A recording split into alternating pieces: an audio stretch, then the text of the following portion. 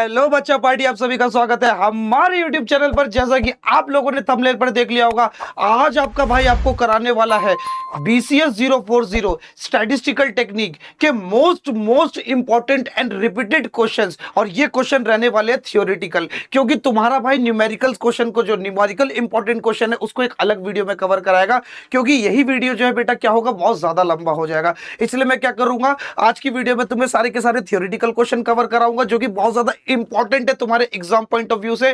क्योंकि तुम्हारा भाई इस बात का दावा करता है कि अगर तुम इस वीडियो को देख के जाते हो ना, इस वीडियो को अच्छे से करके जाते हो, तो तुम्हें थ्योरेटिकल क्वेश्चन में कोई प्रॉब्लम नहीं आने वाली। मैं पक्का इस बात की गारंटी देता हूं कि देखो, आज जो मैं तुम लोगों को पढ़ाऊंगा, इसमें से तुम्हें थ्योरेटिकल क्वेश्चन तुम्हारे एग्जाम में जरूर से जरूर देखने को मिलेंगे। ओके, इसलिए तुमको करना क्या है, इस वीडियो को स्टार्टिंग से लेके एंड तक पूरा देखना। क्योंकि तुम्हारा भाई केवल सॉल्यूशन प्रोवाइड नहीं करेगा, तुम्हारा भाई तुमको केवल सॉल्यूशन प्रोवाइड नहीं करेगा, सॉल्यूशंस के साथ साथ बेटा क्या है, तुम्हें हर एक कॉन्सेप्ट को भी समझाएगा। क्या करेगा, हर एक कॉन्सेप्ट को भी समझाऊंगा, वो भी वेरी इजी वे में। क्योंकि तुम्हारे लिए मैंने क्या, देखो, पूरी की पूरी डेफिनेशन तुम्हारे लिए निकाल के रख दी है। देखो, हर एक क्वेश्चन में मैंने क्या है, तुम्हारे लिए सारी की सारी डेफिनेशंस निकाल के रख रखी है। एकदम इजी वे में सब चीजों को मैंने क्या कर रखा है, एक्सप्लेन कर रखा है। यहां पर तुम ध्यान से देखो, ये देखो मीडियन के बारे में देखो मैंने समझा है डिटेल में। उसके बाद स्टैंडर्ड डेविएशन के बारे में अलग से समझा है, एक्स कंट्रोल चार्ट, ये सब ऐसे करके क्या, मैं सारे के सारे क्वेश्चन तुम्हें डिटेल में कवर कराने वाला हूं और इनको अच्छे से समझाने वाला हूं। तो चलो बिना टाइम वेस्ट करे शुरू करते हैं अपने लेक्चर को। तो पहला क्वेश्चन आपसे क्या कहता है, पहला क्वेश्चन आपसे क्या कहता है कि आपको जो बेटा क्या करना है, आपको जो है क्या करना है, आपको जो है शॉर्ट नोट लिखना है। किस पर शॉर्ट नोट लिखना है बेटा, स्ट्रेटिफाइड रैंडम सैंपलिंग पर। किस पर लिखना है, स्ट्रेटिफाइड रैंडम सैंपलिंग के ऊपर क्या लिखना है, शॉर्ट नोट लिखना है। शॉर्ट नोट का सिंपल सा मतलब होता है कि बेटा इसके बारे में आपको क्या करना है, शॉर्ट में एक्सप्लेन करना है। क्या करना है बेटा, इसके बारे में तुम्हें क्या करना है, शॉर्ट में एक्सप्लेन करना है। तो देखो होता क्या है, it is a sampling method in which the whole population is divided into sub group. अच्छा सुनो, होता क्या है, एक ऐसा बेटा क्या है, एक ऐसा सैंपलिंग मेथड है जिसमें क्या बेटा, हम क्या करते हैं, पूरे के पूरे पॉपुलेशन को बेटा क्या करते हैं, छोटे छोटे ग्रुप में डिवाइडेड कर देते हैं। छोटे छोटे ग्रुप में क्या करते हैं, डिवाइड कर देते हैं। और उन छोटे छोटे ग्रुप को बेटा हम लोग क्या बोलते हैं, सब ग्रुप। यानी कि क्या हुआ, लेट सपोज कि मानो मेरे पास 100 लोग थे, उन 100 लोगों को मैंने क्या करा, 10-10 के क्या बना, 10-10 के ग्रुप में बेटा क्या करा, मैंने उनको डिवाइड कर दिया। तो ये जो 10-10 के जो ग्रुप बने हुए हैं बेटा, 10-10 लोगों के, ये ग्रुप तुम्हारे कहलाएंगे सब ग्रुप। तो बेटा सुनो, स्ट्रेटिफाइड रैंडम सैंपलिंग में यही होता है। सबसे पहले बेटा हम लोग क्या करते हैं, पूरी की पूरी होल पॉपुलेशन को क्या करेंगे, पूरे के पूरे होल सैंपल के एलिमेंट्स को क्या करेंगे बेटा, सब ग्रुप्स में डिवाइड कर देंगे। And then we select a sample, यानी कि some people randomly from each group. उसके बाद क्या करेंगे, हर सैंपल से कुछ एलिमेंट्स को पिक करना स्टार्ट करेंगे। यानी कि कुछ लोगों को मैं इस वाले ग्रुप से लूंगा, कुछ लोगों को मैं इस वाले ग्रुप से लूंगा, कुछ लोगों को मैं इस वाले ग्रुप से लूंगा। ऐसे करके क्या मैं क्या करूंगा, जितने भी मैंने सब ग्रुप बनाए, सारे के सारे सब ग्रुप में से बेटा मैं क्या करूंगा, कुछ कुछ लोगों को, कुछ कुछ सैंपल्स को पिक करना शुरू कर दूंगा। Okay, and this different groups are known as strata. ये जो सब ग्रुप तुम्हारे बने हैं ना, होल पॉपुलेशन को जब तुमने क्या करा, कई सारे छोटे छोटे ग्रुप में डिवाइड किया, उन छोटे छोटे ग्रुप्स को बेटा हम लोग क्या बोलते हैं, स्ट्राटा बोलते हैं। बेटा ये मेंशन करोगे मेरी जान, तुम्हें देखो तुम्हारा एग्जामिनर खुश होकर नंबर देगा, समझ जाएगा कि तू पढ़कर आया है। आई बात समझ में। और इस स्ट्राटा क्या है, this method is very easy and efficient. और ये मेथड जो है बेटा क्या, बहुत ज्यादा इजी है और बहुत ज्यादा इजी और एफिशिएंट है। अरे लोगों को क्या करना है बेटा, ग्रुप में ही तो डिवाइड करना है, अपने सैंपल्स को आपको ग्रुप में तो डिवाइड करना है। तो इसलिए बेटा क्या है, ये बहुत ज्यादा इजी मेथड है। उसके बाद अब हम देखेंगे कि ये वर्क कैसे करता है, हाउ इट वर्क, ये काम कैसे करता है। सबसे पहले बेटा हम क्या करेंगे, the whole population is divided on the basis of the common quality like age, gender and class. हम क्या करेंगे, पूरी की पूरी जो हमारे पास पॉपुलेशन है, पूरी की पूरी पॉपुलेशन है, होल जो पूरा टोटल हमारे पास है, उस टोटल को बेटा हम लोग क्या करेंगे, उस टोटल को बेटा हम लोग डिवाइड करेंगे बेटा किसमें, सब ग्रुप्स में, छोटे छोटे ग्रुप्स में डिवाइड करेंगे। किसके बेसिस पर, या तो एज के बेसिस पर, या जेंडर के बेसिस पर, या क्लास के बेसिस पर। समझ आया। जैसे सुनो, मेरे पास बेटा क्या है, मेरा स्कूल है बहुत बड़ा, मेरे पास क्या है, अलग अलग क्लास के सारे स्टूडेंट्स हैं, तो मैं क्या करूंगा, उन अलग अलग क्लास के स्टूडेंट्स को बेटा मैं क्या करूंगा, मुझे असेंबली लाइन के लिए खड़ा करना है। तो मैं क्या करूंगा, फर्स्ट क्लास के बच्चों को एक लाइन में खड़ा कर दिया, सेकंड लाइन के बच्चों को दूसरी लाइन में, थर्ड क्लास की रो, फोर्थ क्लास की रो, सबको बेटा क्या करा मैंने, रो वाइज बेटा क्या करा, क्लासिफाइड कर दिया। और जब मैंने रो वाइज क्लासिफाइड कर दूंगा, ये मुझे दिखेंगे फर्स्ट क्लास के बच्चे, इस रो में पूरे दिखेंगे मुझे सेकंड क्लास के, तो इसी को तो हम क्या बोलेंगे, सब ग्रुप बोलेंगे। तो बेटा यहां पर जो मैंने क्लासिफिकेशन किया है, यहां पर जो मैंने ग्रुप बनाया है, ये क्लास के हिसाब से बनाया है। आई बात समझ में? तो बेटा इसमें यही होगा, आप या तो बेटा एज के हिसाब से बेटा क्या करोगे, ग्रुपिंग करोगे, या बेटा किसके हिसाब से करोगे, जेंडर के हिसाब से करोगे, या उनकी क्लास के हिसाब से करोगे, डिफरेंट डिफरेंट ग्रुप। ठीक है, सेकंड स्टेप क्या कहता है, some samples are selected randomly from the each sub group. यानी कि उसके बाद करना क्या है, तुम्हें कुछ कुछ सैंपल्स को बेटा उठाना है हर एक ग्रुप में से, कुछ कुछ सैंपल्स को बेटा क्या करना है, फिर अलग अलग ग्रुप से उठाना है। ठीक है, जैसे मैंने पहले वाले ग्रुप से 5 लिए, इस वाले ग्रुप से भी 6 लिए, उस वाले ग्रुप से 5 लिए, ऐसे करके क्या मैं कुछ कुछ सैंपल्स को, कुछ कुछ पॉपुलेशन को बेटा क्या करूंगा, पिक करना शुरू करूंगा हर एक ग्रुप से। अब पिक करने के बाद क्या करना है, सुनो मेरी बात ध्यान से, the selection from each stratum. Stratum का मतलब क्या, मैंने क्या बताया तुम्हें, जब तुम होल पॉपुलेशन को छोटे छोटे ग्रुप में डिवाइड करते हो तो एक ग्रुप को क्या बोलते हैं, हर ग्रुप को क्या बोलते हैं, स्ट्राटा। ठीक है, तो यहाँ पे क्या बोला, द सिलेक्शन फ्रॉम ईच स्ट्राटम, यानी कि बेटा क्या तुमने जितने भी बेटा क्या करा है, जो भी आपने सिलेक्शन किया बेटा किस में से, हर एक स्ट्राटम में से, are pull together to form a final complete sample. उसके बाद क्या बेटा, उन सबको जो भी तुमने सिलेक्ट किया है हर एक स्ट्राटा में से, उनको फिर एक साथ कर दिया जाता है, और एक साथ करके बेटा क्या कर दिया जाता है, उनका कंप्लीट सैंपल बना दिया जाता है। तो इस प्रकार से बेटा आपका ये स्ट्रेटिफाइड रैंडम सैंपलिंग होता है। ओके, अब इसके कुछ एडवांटेजेस देख लो भाई, ये मेंशन करो, देखो तुम्हारे नंबर ना मिले तो मुझे बोलना, पूरे के पूरे 5 नंबर तुम्हारे कवर होंगे। क्या बोलता है ये, सबसे पहले बेटा हायर प्रिसाइजन, यानी कि जो बेटा इंफॉर्मेशन, जो भी आपका आउटपुट है बहुत ही हाईली प्रिसाइज होता है, यानी कि एकदम सही वैल्यू के या कि एक्यूरेट वैल्यू के आने के जो चांसेस हैं बेटा वो कैसे होते हैं, बहुत ज्यादा होते हैं। यानी कि बेटा एक्यूरेट वैल्यू आपकी कब होती है, जब बेटा एरर यानी कि गलती होने की गुंजाइश कम हो। तो बेटा यहां पर भी देखो वही बात लिखी है, by reducing the sampling error, यानी कि बेटा क्या सैंपलिंग में एरर आने के जो चांसेस है वो क्या हो जाते हैं, बहुत कम हो जाते हैं। It generally produce more accurate and reliable data, यानी कि तुम्हारा जो डेटा बेटा वो कैसा होता है, बहुत ज्यादा एक्यूरेट होता है और कैसा होता है, रिलायबल होता है, as compare to the simple random sampling alone. यानी कि बेटा अगर सिंपल रैंडम सैंपलिंग से अगर कंपेयर करो बेटा इसको स्ट्रेटिफाइड रैंडम सैंपलिंग को, तो ये जो डेटा है बेटा, ये जो मेथड है बेटा क्या है, ये बहुत ज्यादा एक्यूरेट है, किसके कंपैरिजन में, सिंपल रैंडम सैंपलिंग के। अभी सिंपल रैंडम सैंपलिंग को भी मैंने समझाया है, अभी वो भी समझा दूंगा आपको। ठीक है, अभी आगे जाके बेटा क्या है वो क्वेश्चन भी आपको इसी वीडियो के अंदर मिल जाएगा। ओके, अब यहाँ देखो, अब यहाँ देखेंगे हम लोग बेटा क्या, मिनिमाइज्ड बायस, ये यानी कि बेटा क्या है, बायस यानी कि चीटिंग होने के चांसेस जो है बेटा क्या हो जाते हैं, बहुत कम हो जाते हैं। बेटा चीटिंग, बायस मतलब होता है बेटा चीटिंग होना, तो यहाँ पर जो बेटा चीटिंग होने के चांसेस है वो कैसे हो जाते हैं, बहुत कम हो जाते हैं। अच्छा मैं तुम्हें ना जरा बायस का मतलब समझाता हूँ। ठीक है, जैसे आपने वो देखा, शोले मूवी देखी है, शोले मूवी देखी है, अमिताभ बच्चन के पास एक सिक्का होता है, उसमें क्या होता है बेटा, दोनों तरफ हेड होता है।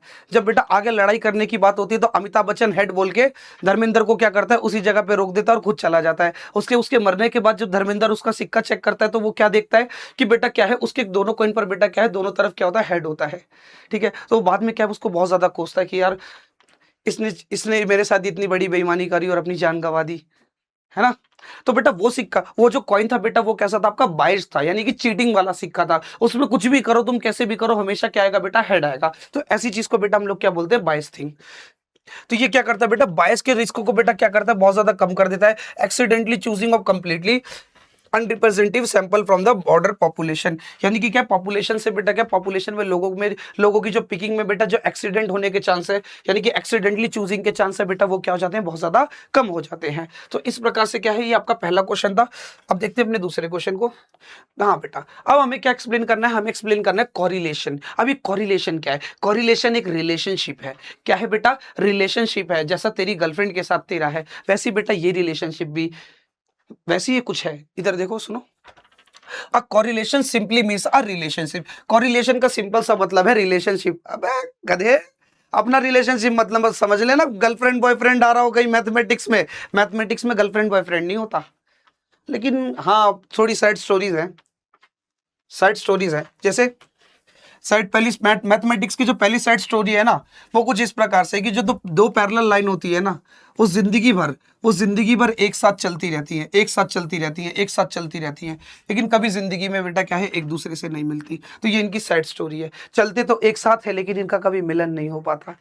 ठीक, छोड़ो, ये तो जोक सपाट होते रहेंगे, लेकिन हमें फोकस करना है पढ़ाई पर। छोड़ो, ये सब बातें बेकार की है, मत पढ़ो इन चीजों में, फोकस करो पढ़ाई पर, बहुत जरूरी है।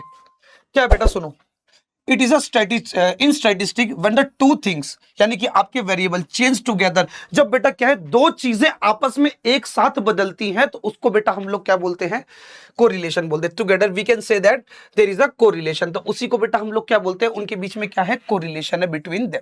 यानी कि जब दो चीजें एक साथ बेटा एक साथ बदलती हैं, तो बेटा उसको हम लोग क्या बोलते हैं, कोरिलेशन बोलते हैं। कहते हैं कि उन दो चीजों के बीच में क्या है, कोरिलेशन है। जैसे सुनो, क्या, मेरी बात को ध्यान से सुनो, एक एग्जांपल देता हूं, ठीक है। अब बेटा क्या है, सुनो, एग्जांपल अभी ले लेंगे, एग्जांपल पहले डेफिनेशन पढ़ लो, एग्जांपल मैंने ले रखे हैं, ठीक है। अब समझो, it help us to understand how the change in one thing affects और connects with the another thing. यानी कि बेटा ये आपको बताता है कि एक चीज के बदलने से दूसरी चीज पे कैसा इंपैक्ट पड़ रहा है। फिर से बेटा, कोरिलेशन आपको क्या बताएगा, इस चीज को समझने में मदद करेगा कि एक चीज के बदलने से दूसरी चीज कैसे बदल रही है, उसमें कैसा बदलाव आ रहा है। इस चीज को समझने के लिए बेटा कौन मदद करता है तुम्हें, ये कोरिलेशन मदद करता है। ओके, इसका इजी सा एक्सप्लेनेशन अगर देखें तो क्या बेटा, जैसे टेम्परेचर एंड आइसक्रीम, बहुत सिंपल एग्जांपल है, टेम्परेचर और आइसक्रीम। जैसे बेटा क्या होगा, जैसे जैसे बेटा क्या है, गर्मी बढ़ती है तो क्या होता है बेटा, तुम्हारा टेम्परेचर बढ़ता है। तो जब टेम्परेचर बढ़ता है तो आपने देखा बेटा आइसक्रीम की सेल बहुत ज्यादा बढ़ जाती है। लोगों को क्या चाहिए, ठंडी ठंडी कुल्फी, अपने आप को ठंडा करने के लिए। तो लोग क्या करते हैं, ज्यादा से ज्यादा आइसक्रीम का कंजम्पशन करना स्टार्ट कर देते हैं। कब, जब गर्मी बढ़ती है। अब देख लो, गर्मी का टाइम चल रहा है, जून का टाइम चल रहा है, देखो आइसक्रीम की कितनी डिमांड है, भर भर के लोग आइसक्रीम खरीद रहे हैं। हर जगह पे बेटा तुम्हें क्या, ठेले पे आइसक्रीम दिख जाएगी। लेकिन यही चीज बेटा तुम्हें सर्दियों के टाइम में नहीं दिखेगी। सर्दियों के टाइम में आइसक्रीम का जो सीजन है बेटा बहुत ज्यादा डाउन हो जाता है। तो बेटा यही चीज बेटा यहाँ पर भी लिखी है, as the weather gets hotter, जैसे जैसे तुम्हारा वेदर जो बेटा वो क्या होगा, बहुत ज्यादा गर्म होगा, तो आइसक्रीम सेल्स गो अप, यानी कि जो आइसक्रीम की सेल है वो क्या हो जाएगी, बहुत ज्यादा अप चली जाएगी। And the both are moving up together, और दोनों के दोनों बेटा क्या, एक साथ मूव करेंगे। यानी कि देखो, टेम्परेचर बढ़ेगा तो बेटा आपकी जो आइसक्रीम की सेल है बेटा वो भी क्या होगी, बढ़ेगी। यानी कि ये दोनों एक दूसरे पे क्या कर रहे हैं, डिपेंड कर रहे हैं। ठीक है, वेदर के कम होने से, टेम्परेचर के कम होने से क्या है, आइसक्रीम की सेल भी क्या हो रही है, इफेक्ट हो रही है। यानी कि आइसक्रीम का जो बिकना है, बेटा वो पूरा का पूरा किस पे डिपेंड कर रहा है, टेम्परेचर पे डिपेंड कर रहा है। इसलिए इनके बीच में क्या है बेटा, कोरिलेशन है। आई बात समझ में, ठीक है। अब देखो, जैसे बेटा स्टडी टाइम एंड एग्जाम, ठीक है, स्टडी टाइम और एग्जाम समझो, एग्जाम मिस्टेक, यानी कि बेटा क्या, the more hours you spend studying, the fever the mistake you make in your exam. यानी कि तुम जितनी ज्यादा प्रैक्टिस करोगे बेटा, उतने ही क्या हो जाएंगे, आपके मिस्टेक होने के चांस कम हो जाएंगे। तो यहां पर देखो बेटा क्या है, आपका जो प्रैक्टिस है, आपकी जो डेली बेसिस की पढ़ाई है, वो बेटा किससे डिपेंड कर रही है, आपकी मिस्टेक से, आपकी एग्जाम की मिस्टेक से डिपेंड कर रही है। यानी कि अगर आप ज्यादा पढ़ोगे, ज्यादा प्रैक्टिस करोगे, तो एग्जाम में क्या है, आपकी कम मिस्टेक होगी। लेकिन वही चीज अगर आप कम पढ़ाई करोगे तो आपकी मिस्टेक जो है ज्यादा होगी। जैसे कि अगर जो बच्चा मेरी इस वीडियो को ज्यादा देर तक देखता है, पूरी वीडियो को देखता है, ज्यादा टाइम स्पेंड करता है, तो उसको क्या, एग्जाम में बहुत ज्यादा बेनिफिट मिलेगा। वो एग्जाम में गलतियां कम करेगा, उसे सारी की सारी डेफिनेशन याद रहेंगी। तो इससे क्या होगा बेटा, उसके एग्जाम में मिस्टेक होने के चांसेस कम होंगे। और अगर कोई बच्चा आया, इंट्रोडक्शन देखा, अरे यार पढ़ लेंगे, फर्रा बना लेंगे, इस बहाने से गया, फर्रा नहीं चल पाया, कम पढ़ाई करी, टाइम कम स्पेंड किया पढ़ाई में, तो मिस्टेक के चांस ज्यादा हो जाएंगे। आंसर जो वो लिखेगा वो गलत, उसके गलत होने के चांसेस कैसे हो जाएंगे, बहुत ज्यादा हो जाएंगे। तो बेटा ये था तुम्हारा बेटा क्या, कोरिलेशन। ओके, अब देखो बेटा, कोरिलेशन भी आपके तीन प्रकार के होते हैं, इनको बेटा मेंशन कर देना। पहला बेटा आपका पॉजिटिव कोरिलेशन। कैसा रिलेशन है बेटा, पॉजिटिव कोरिलेशन। अब इस पॉजिटिव कोरिलेशन में क्या होता है, जरा यहां पर ध्यान से देखो, the both things move in the same direction, यानी कि दोनों की दोनों चीज बेटा क्या है, सेम डायरेक्शन में मूव करती है। अच्छा, सेम डायरेक्शन में मूव करने का क्या मतलब है, सेम डायरेक्शन में मूव करने का मतलब है, इफ वन इंक्रीजेस, अगर एक आपका इंक्रीज करता है तो उसके साथ साथ बेटा क्या है, दूसरा वाला भी आपका क्या करेगा, इंक्रीज करेगा। जैसे एग्जांपल के लिए, the more fuel you put in your car the further distance it can travel. आपकी गाड़ी में जितना ज्यादा फ्यूल रहेगा, आपकी गाड़ी में, आपकी कार में जितना ज्यादा फ्यूल रहेगा, आप जो है उतनी ज्यादा डिस्टेंस क्या कर सकते हो, ट्रेवल कर सकते हो। फिर से सुनो, फिर से सुनो, जितना ज्यादा बेटा क्या है आपकी कार में फ्यूल रहेगा, बेटा क्या है आप उतनी ज्यादा डिस्टेंस क्या कर सकते हो, ट्रेवल कर सकते हो। तो यानी कि यहां पर अगर आप ध्यान से देखो तो आपके जो अमाउंट ऑफ फ्यूल है, आपका जो अमाउंट ऑफ फ्यूल है, अगर वो इंक्रीज करता है तो उसके साथ साथ बेटा क्या है आपकी डिस्टेंस ट्रेवल भी क्या है, इंक्रीज होती है। तो यहां पर बेटा क्या है, दोनों बेटा क्या कर रहे हैं, सेम डायरेक्शन में ट्रेवल कर रहे हैं। एक चीज अगर बढ़ रही है तो दूसरी चीज भी क्या कर रही है, बढ़ रही है। तो बेटा उसको हम लोग बोलेंगे पॉजिटिव कोरिलेशन। ओके, यहां देखो अब ये बेटा आपका नेगेटिव कोरिलेशन, यानी कि both the things move in a opposite direction, यानी कि बेटा दोनों की दोनों चीज क्या करेंगी, अपोजिट डायरेक्शन में मूव करेगी। यानी कि अगर एक चीज आपकी इंक्रीज करेगी तो दूसरी चीज आपकी डिक्रीज करेगी। एग्जाम्पल के लिए, एग्जाम्पल के लिए इधर देखो, the faster you drive your car, अगर तुम बेटा जितनी तेज अपनी गाड़ी को चलाओगे, the less time it takes to reach your destination, यानी कि बेटा क्या है तुम्हें जो है अपनी डेस्टिनेशन तक, अपने बेटा क्या है जिस जगह पे तुमको पहुंचना है बेटा उसमें क्या लगेगा, कम समय लगेगा। अगर मेरी गाड़ी की स्पीड ज्यादा रहेगी, अगर मेरी गाड़ी की स्पीड ज्यादा रहेगी, मैं बहुत तेजी से चलूंगा, बहुत तेजी से चलूंगा, तो बेटा क्या होगा, मुझे जो टाइम है, मुझे जो पहुंचने वाला मेरा जो टाइम है बेटा वो कैसा हो जाएगा, कम हो जाएगा। यानी कि यहां पर जो है एक चीज के बढ़ने से दूसरी चीज क्या हो रही है, कम हो रही है। आई बात समझ में। उसके बाद आता है बेटा जीरो कोरिलेशन, यानी कि बेटा कोई भी रिलेशनशिप नहीं होगा, दो लोगों के बीच में कोई रिलेशनशिप नहीं होगा। जैसे तेरा है वन साइडेड लव, तो उसको तो प्यार, उससे तो प्यार करता है लेकिन वो तुझसे प्यार नहीं करती, तो ये रिलेशनशिप बेटा कहलाता है तुम्हारा जीरो को रिलेशन, जहां पर दोनों, दो पार्टियां एक दूसरे पर डिपेंड नहीं करती। There is no relationship between the two things, यानी कि दो चीजों के बीच में बेटा क्या है, कोई भी रिलेशनशिप नहीं होगा। A change in one another has no effect on the another, तू तो उसको लाइन दे रहा है, तू तो कोशिश कर रहा है कि वो तुझसे पट जाए, लेकिन वो क्या है तुझ पे, तुझको एफर्ट नहीं कर दे रही, वो तुझको भाव नहीं दे रही। यानी कि यहां से तो बेटा क्या, एक साइड से तो बेटा क्या हम चीजों को इंक्रीज कर रहे हैं, एफर्ट को इंक्रीज कर रहे हैं, अपनी आंखों की गोली को इंक्रीज कर रहे हैं, आंखों की गोली बोले तो नजर मारने को इंक्रीज कर रहे हैं, लेकिन वहां से कोई भी बदलाव नहीं आ रहा, वहां पर जैसी की जैसी चीज है वैसी की वैसी है। ठीक है, अब अलग एग्जांपल ले लेते, एग्जाम में मत लिख के आना ये सब, नहीं कहीं एग्जाम में सब लिख के आ रहे हो, एग्जामिनर सोचेगा भाई किससे पढ़ के आ रहे हो, मुझसे, आकाश भाई से पढ़ के आ रहे हैं, आकाश भाई से पढ़ के आ रहा है, आकाश भाई ने हमें बताई थी ये डेफिनेशन इसलिए लिख दी हमने, मारूंगा ये लिख कर आना डेफिनेशन क्या है। देखो, your shoes size has nothing to do with your exam marks, क्या तेरे जूते के साइज से तेरे एग्जाम के मार्क्स डिपेंड करते हैं, मेरे जूते के साइज से क्या मेरे एग्जाम के मार्क्स डिपेंड करते हैं, बिल्कुल नहीं। तो यानी कि बेटा ये क्या है, तुम्हारा जीरो कोरिलेशन है। आई बात समझ में। चल अगर ये चीज समझ में आ गई तो चल आगे देख, आगे क्या बेटा तेरा मीडियन। अब तुझे क्या करना है, इस मीडियन को डिफाइन करना है, किसको डिफाइन करना है, मीडियन को डिफाइन करना है। अब ये मीडियन क्या होता है, मीडियन बेसिकली क्या होता है, तुम्हारे गिवन डेटा का क्या होता है, मिडल वैल्यू होता है। मीडियन क्या होता है बेटा, तुम्हारे दिए गए डेटा का मिडल वैल्यू होता है, और वो मिडल वैल्यू कब निकाली जाती है, जब आप क्या करते हो, अपने गिवन डेटा को या तो असेंडिंग ऑर्डर में लगा देते हो। असेंडिंग ऑर्डर का मतलब क्या है, सबसे छोटा, फिर उससे थोड़ा बड़ा, फिर उससे बड़ा, उससे बड़ा, उससे बड़ा, उससे बड़ा, उससे बड़ा, ऐसे करके बेटा क्या है, हम चीजों को क्या करते हैं, अरेंज कर देते हैं। तो उसको हम लोग क्या बोलते हैं, असेंडिंग ऑर्डर। और एक ऑर्डर और होता है मीडियन निकालने के लिए बेटा, तुम चीजों को क्या कर सकते हो, डिसेंडिंग ऑर्डर में भी अरेंज कर सकते हो। और डिसेंडिंग ऑर्डर का मतलब होता है घटते क्रम। क्या बेटा, घटते क्रम, घटना, जब कोई चीज घटती है, घटेगी कब बेटा, पहले सबसे बड़ी चीज को लिखेंगे, फिर उससे थोड़ी छोटी, फिर उससे थोड़ी छोटी, फिर उससे थोड़ी छोटी, फिर उससे थोड़ी छोटी, फिर उससे छोटी, उससे छोटी, उससे छोटी, सबसे छोटी। यानी कि ऐसे करके जब बेटा क्या करेंगे, अपने डेटा को लिखेंगे, तो बेटा वो क्या कहलाएगा, डिसेंडिंग ऑर्डर। उसके बाद हम देखेंगे कि भाई उस पूरे डेटा में आपकी ऐसी कौन सी वैल्यू है जो एकदम बीचों बीच आ रही है, तो उसको बेटा हम लोग क्या बोलेंगे, मीडियन। यानी कि बेटा मीडियन की जो डेफिनेशन है, जो तुम्हें एग्जाम में लिखनी है, जो तुम्हें अच्छे नंबर दिलाएगी, वो है the median is the measure of central tendency that represent the middle value of the data set. यानी कि आपकी बेटा क्या है, एक ऐसी सेंट्रल टेंडेंसी है जो क्या करती है, रिप्रेजेंट करती है बेटा किसको, middle value of data set को, यानी कि आपके डेटा सेट की मिडल वैल्यू को शो करती है। To find out the median the data must first be arrange in ascending और डिसेंडिंग ऑर्डर, यानी कि सबसे पहले आपको अपने डेटा को असेंडिंग या डिसेंडिंग ऑर्डर में अरेंज करना है।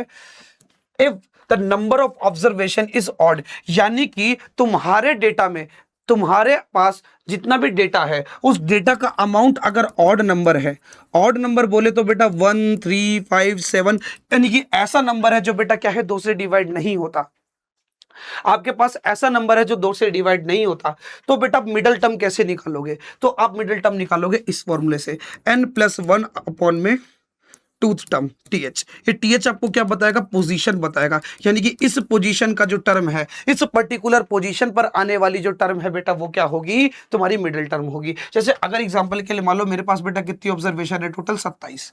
अगर मान लो मेरे पास टोटल नंबर ऑफ ऑब्जर्वेशन कितनी है? 27, यानी कि टोटल जो डेटा मुझे मेरे पास है काउंटिंग में बेटा वो कितना है? 27। अब मुझे क्या करना है? मुझे वो वैल्यू निकालनी है जो बेटा इस डेटा में क्या है? मिडल पे एकदम बीचों बीच प्रेजेंट है, लेफ्ट साइड से भी राइट साइड से भी, दोनों साइड से बेटा कहां पर प्रेजेंट है? एकदम मिड पॉइंट पर प्रेजेंट है। तो उसको निकालने के लिए मैं क्या करूंगा? ये ऑड वाला फॉर्मूला लगाऊंगा, यानी कि बेटा क्या है? जब मेरी नंबर ऑफ ऑब्जर्वेशन ऑड होंगी तो कैसे निकलेगा? तो मेरी बेटा कैसे निकलेगी मिडिल पोजीशन? ऐसे करके n+1 डिवाइडेड बाय 2, 27 + 1 28, 28 को 2 से डिवाइड करोगे तो कितना आएगा? 14th टर्म, यानी कि 14वीं पोजीशन वाली टर्म। आपकी 14th पोजीशन की जो टर्म है ना मेरी जान, जो आपकी 14th पोजीशन की जो टर्म है बेटा वो क्या कहलाएगी? तुम्हारी मिडल वैल्यू कहलाएगी। और इसका बेटा एक फॉर्मूला और है, if the n is the even. अगर बेटा मान लो गलती से, ये फॉर्मूला आप तभी लगा सकते हो जब बेटा क्या है? आपकी नंबर ऑफ ऑब्जर्वेशन ऑड होंगी। और अगर मान लो गलती से तुम्हारी जो ऑब्जर्वेशन है, अगर तुम्हारी observation number of observation even हो जाए, नंबर ऑफ ऑब्जर्वेशन इवन हो जाए, तो बेटा क्या होगा? तो बेटा आप जो मिडल वैल्यू निकालोगे वो कैसे निकालोगे? n/2th term plus n/2 plus 1th term upon में 2, यानी कि बेटा इस प्रकार से ऐसे करके क्या निकालोगे? अपनी मिडिल टर्म को निकालोगे। लेट्स सपोज ये एग्जांपल ले लेते हैं। अगर मान लो मेरे पास नंबर ऑफ ऑब्जर्वेशन आ गई 28। इवन का मतलब होता है बेटा ऐसा नंबर जो 2 के पहाड़े में आता हो, यानी कि 2 से डिवाइड हो जाए। तो यहां देखो 27 आपका 2 से डिवाइड नहीं हो सकता था, इसलिए वो ऑड नंबर था। लेकिन 28 आपका जो है 2 से डिवाइड हो सकता है, इसलिए बेटा क्या है? वो इवन नंबर है। और जब आपकी इवन नंबर ऑफ टर्म्स होंगी, आपकी इवन नंबर ऑफ टर्म्स होंगी, तो बेटा मिडिल टर्म कैसे निकालोगे? तो देखो 28 + 2 प्लस 28/2 प्लस 1, इस पोजीशन की टर्म, इसको 2 से डिवाइड कर दो। 2 टर्म है ना आपके पास, इसका मीन निकाल दो। दोनों का क्या निकाल दो? मीन निकाल दो। तो सम ऑफ ऑब्जर्वेशन अपॉन में नंबर ऑफ ऑब्जर्वेशन। यहां पर आपने ली है 2 ऑब्जर्वेशन, इसलिए बेटा कर देंगे हम 2 से डिवाइड। ठीक है, समझ में आया? अगर मैं इतना चला जाता हूं तो यार पूरा गायब हो जाता हूं ना।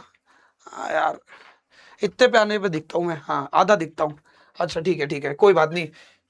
मेरा लिखा हुआ दिखता है ना, बस मैं दिखूं ना दिखूं, मेरी आवाज और मेरा कॉन्सेप्ट तुम्हें समझ में आना चाहिए, वो तुम्हारे दिमाग के अंदर जाना चाहिए। ओके, 28 को 2 से डिवाइड करोगे कितना आएगा बेटा? 14th। 28/2 कितना देगा आपको? 14। 14 में 1 जोड़ोगे 15, 15th टर्म बाय 2। यानी कि बेटा जो भी टर्म तुम्हारी 14th पोजीशन पर आ रही है, 1 2 3 4 5 6 7 8 9 10 11 12 13 14, मिल गई। 14वीं पोजीशन पर तू आ रहा है, उस टर्म को लिखा, प्लस 15वीं पोजीशन की टर्म को लिखा, डिवाइडेड बाय 2, खत्म। ऐसे मिल जाएगा आपको मीडियन। ठीक है, लेकिन अगर मान लो आपका जो डेटा है बेटा वो कैसा हो जाए? कंटिन्यूअस फॉर्म में हो जाए, यानी कि फ्रीक्वेंसी के कंटिन्यूअस फॉर्म में हो जाए, तो बेटा क्या करेंगे? यानी कि कंटिन्यूअस फॉर्म में होने का मतलब है ग्रुपिंग की फॉर्म में हो जाए, एक ग्रुप की फॉर्म में आ जाए आपका डेटा। जैसे 0 से 10 के बीच में आने वाली 5 वैल्यू है, फिर 10 से 20 के बीच में आने वाली 4 वैल्यू है, 20 से 30, ऐसे करके बेटा आपने डेटा देखा होगा ना। अगर ऐसे करके बेटा आपका डेटा आ जाए, ऐसे कंटिन्यूअस ग्रुप डेटा आ जाए, तो ऐसे केस में जो आपका मीडियन है बेटा वो कुछ इस प्रकार से निकलता है, L + n/2 - CF अपॉन में F × H। नहीं आता ना तुझे मीडियन निकालना? सच सच बताइयो, नहीं आता ना? अबे गधे नहीं हो, सॉरी, थोड़ा फ्लो में बोल दिया, सॉरी। हाँ, जाओ दिसंबर 2025 और जून 2025 का पूरा पेपर देख के आओ। अरे क्वेश्चन इतने भन्नाट तरीके से समझाया ना मैंने, तो मैं कॉन्सेप्ट के साथ क्वेश्चन समझाया यार कि L क्या होता है, n/2 क्या होता है, CF क्या होता है, F क्या होता है, H क्या होता है, एक एक वैल्यू को निकालना मैंने तुम लोगों को सिखाया है। तो जाओ वीडियो को चेकआउट करो, डिस्क्रिप्शन में लिंक दे दूंगा, आप लोग देख लेना। ओके, चलो, तो इस प्रकार से फिर बेटा क्या है, तुम्हारा जो मीडियन है बेटा वो कंटिन्यूअस ग्रुप डेटा के लिए निकलता है। ओके, चलो यहां देखो, अब आगे बेटा क्या, आपको स्टैंडर्ड डेविएशन को भी डिफाइन करना है। ठीक है, अब ये स्टैंडर्ड डेविएशन क्या होता है? पहली चीज यहां देखो, आपका स्टैंडर्ड डेविएशन क्या है? A standard deviation is a statistical method measure the dispersion और spread of the data set related to its mean. बड़ी कॉम्प्लिकेटेड डेफिनेशन है, डेफिनेशन याद कर लेना, बुक के हिसाब से दी है, मैं समझाता हूं स्टैंडर्ड डेविएशन। ठीक है, स्टैंडर्ड डेविएशन रिलेटेड है बेटा तुम्हारे वेरिएंस से। किससे रिलेटेड है बेटा? वेरिएंस से। अब ये वेरिएंस कैसे निकलता है? वेरिएंस कैसे निकलता है तो सुनो। लेट सपोज कि मानो मेरे पास बेटा कुछ ऑब्जर्वेशन है 2 4 6 8। मैंने कुछ नहीं करा, इसका मीन निकाला। क्या निकाला बेटा? सबसे पहले इसका मीन निकाला, यानी कि इसकी एवरेज वैल्यू को निकाला। एवरेज वैल्यू कैसे निकलेगी? 2 4 6 8, 4 + 2 6, 6 + 6 12, 12 8 20, 4 + 2 + 4 6, 6 12 8 12 8 20, 20 को 4 से डिवाइड करोगे मिलेगा 5, 4 पंजे 20, यानी कि जो आपकी एवरेज वैल्यू है बेटा वो कितनी है? 5। अब वेरिएंस का मतलब क्या होता है? वेरिएंस का सिंपल सा मतलब है जो तुम्हारी एक्चुअल ऑब्जर्वेशन है उसके और आपके मीन के बीच में कितना गैप है। फिर से सुनो, मैंने क्या बताया? आपका वेरिएंस क्या है? तो मेरी बात को ध्यान से सुनो। आपकी एक्चुअल ऑब्जर्वेशन, जो एक्चुअल में आपको डेटा दिया गया है, आपके एक्चुअल डेटा में और आपके मीन में कितना डिफरेंस है, कितना अंतर है, उसके एवरेज को बेटा हम लोग क्या बोलते हैं? वेरिएंस। क्या बोलते हैं? वेरिएंस। कैसे निकाला जाएगा? हम लोग कुछ नहीं करेंगे, हर ऑब्जर्वेशन को उसके मीन से माइनस करके उसका स्क्वायर कर देंगे और उसको ऐड करते जाएंगे। जैसे यहां पर देखो, 5 में से फिर 4 माइनस किया, उसका स्क्वायर किया। 6 में से 4 माइनस 6 ऑब्जर्वेशन है ना, 4 माइनस 5 उसका होल स्क्वायर, 6 - 5 उसका होल स्क्वायर। अरे ऑब्जर्वेशन को माइनस करना है भाई, ऑब्जर्वेशन को मीन वैल्यू से माइनस करना है और उसका स्क्वायर करना है, फिर सबको ऐड करना है। ऐड क्यों करना है? अबे मेरी जान, मेरी बात को ध्यान से सुन। तुम्हारा जो मीन, तुम्हें अब क्या करना है? यहां पर जो वेरिएंस आया है उस वेरिएंस का तुमको क्या करना है? एवरेज निकालना है कि ऑन एन एवरेज कितना डेविएशन आया, कितना वेरिएंस आया, कितना चेंज आया हर वैल्यू का, तो तुम वो निकालोगे। 8 - 5 का होल स्क्वायर, कितनी ऑब्जर्वेशन है? 4, इससे डिवाइड कर दोगे तो तुमको मिलता है वेरिएंस। वेरिएंस को दिखाते हैं हम ऐसे करके। अब इसी बिट को क्या करोगे? इसी वेरिएंस को अंडर रूट के अंदर कर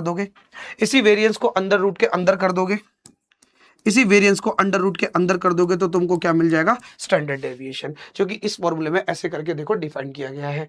अगर बेटा क्या है, पॉपुलेशन के फॉर्मूले के हिसाब से आपका फॉर्मूला ये रहेगा, जहां पर म्यू आपका क्या रहने वाला है? मीन। यानी कि मैंने क्या करा? अपनी हर एक ऑब्जर्वेशन को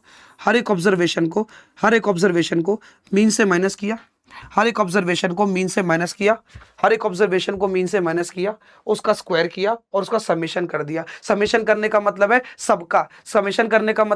सबका बेटा क्या करेंगे? सबका ये वेरिएंस निकाल के आपस में क्या करेंगे? ऐड करेंगे और नंबर ऑफ ऑब्जर्वेशन से डिवाइड कर देंगे और उसको किस में बंद कर देंगे? अंडर रूट के अंदर बंद कर देंगे वेरिएंस। ये तो वेरिएंस हो गया ना पूरा, ये तो वेरिएंस हो गया ना, जो चेंज हमने देखा मीन वैल्यू से ऑब्जर्वेशन का, तो उसको अंडर रूट के अंदर बंद कर दोगे तो स्टैंडर्ड डेविएशन बन जाएगा। लेकिन वही चीज अगर बेटा आप सैंपल के लिए बात करोगे, जब चीजों को सैंपल की फॉर्म में बनाओगे, तो सैंपल की फॉर्म में जो बेटा आपका क्या बोलते हैं स्टैंडर्ड डेविएशन है, वो कुछ इस प्रकार से निकलता है। x - x डैश, जहां पर x डैश आपका क्या रहने वाला है? मीन रहने वाला है। यानी कि x में से x डैश को माइनस करके उसका स्क्वायर कर दिया, अपॉन में n - 1 कर दिया, यानी कि नंबर ऑफ ऑब्जर्वेशन को 1 से माइनस कर दिया। तो इस प्रकार से बेटा जो है आपका स्टैंडर्ड डेविएशन रहता है। आप जो इस फॉर्मूले को लिखो, दोनों के लिए फॉर्मूले लिखो, दोनों को अच्छे से डिफाइन करो, ये डेफिनेशन लिख दो, एग्जाम में आपको जो है पूरे नंबर मिलेंगे। क्लियर है? चलो, अगर ये क्लियर है तो देखते हैं अपने नेक्स्ट क्वेश्चन को। नेक्स्ट क्वेश्चन क्या कहता है? आपको बेटा डिफाइन करना है एक्स कंट्रोल चार्ट। ये एक्स कंट्रोल चार्ट क्या करता है समझो। एक मिनट रुको जरा, ये बंद कर दूं gate.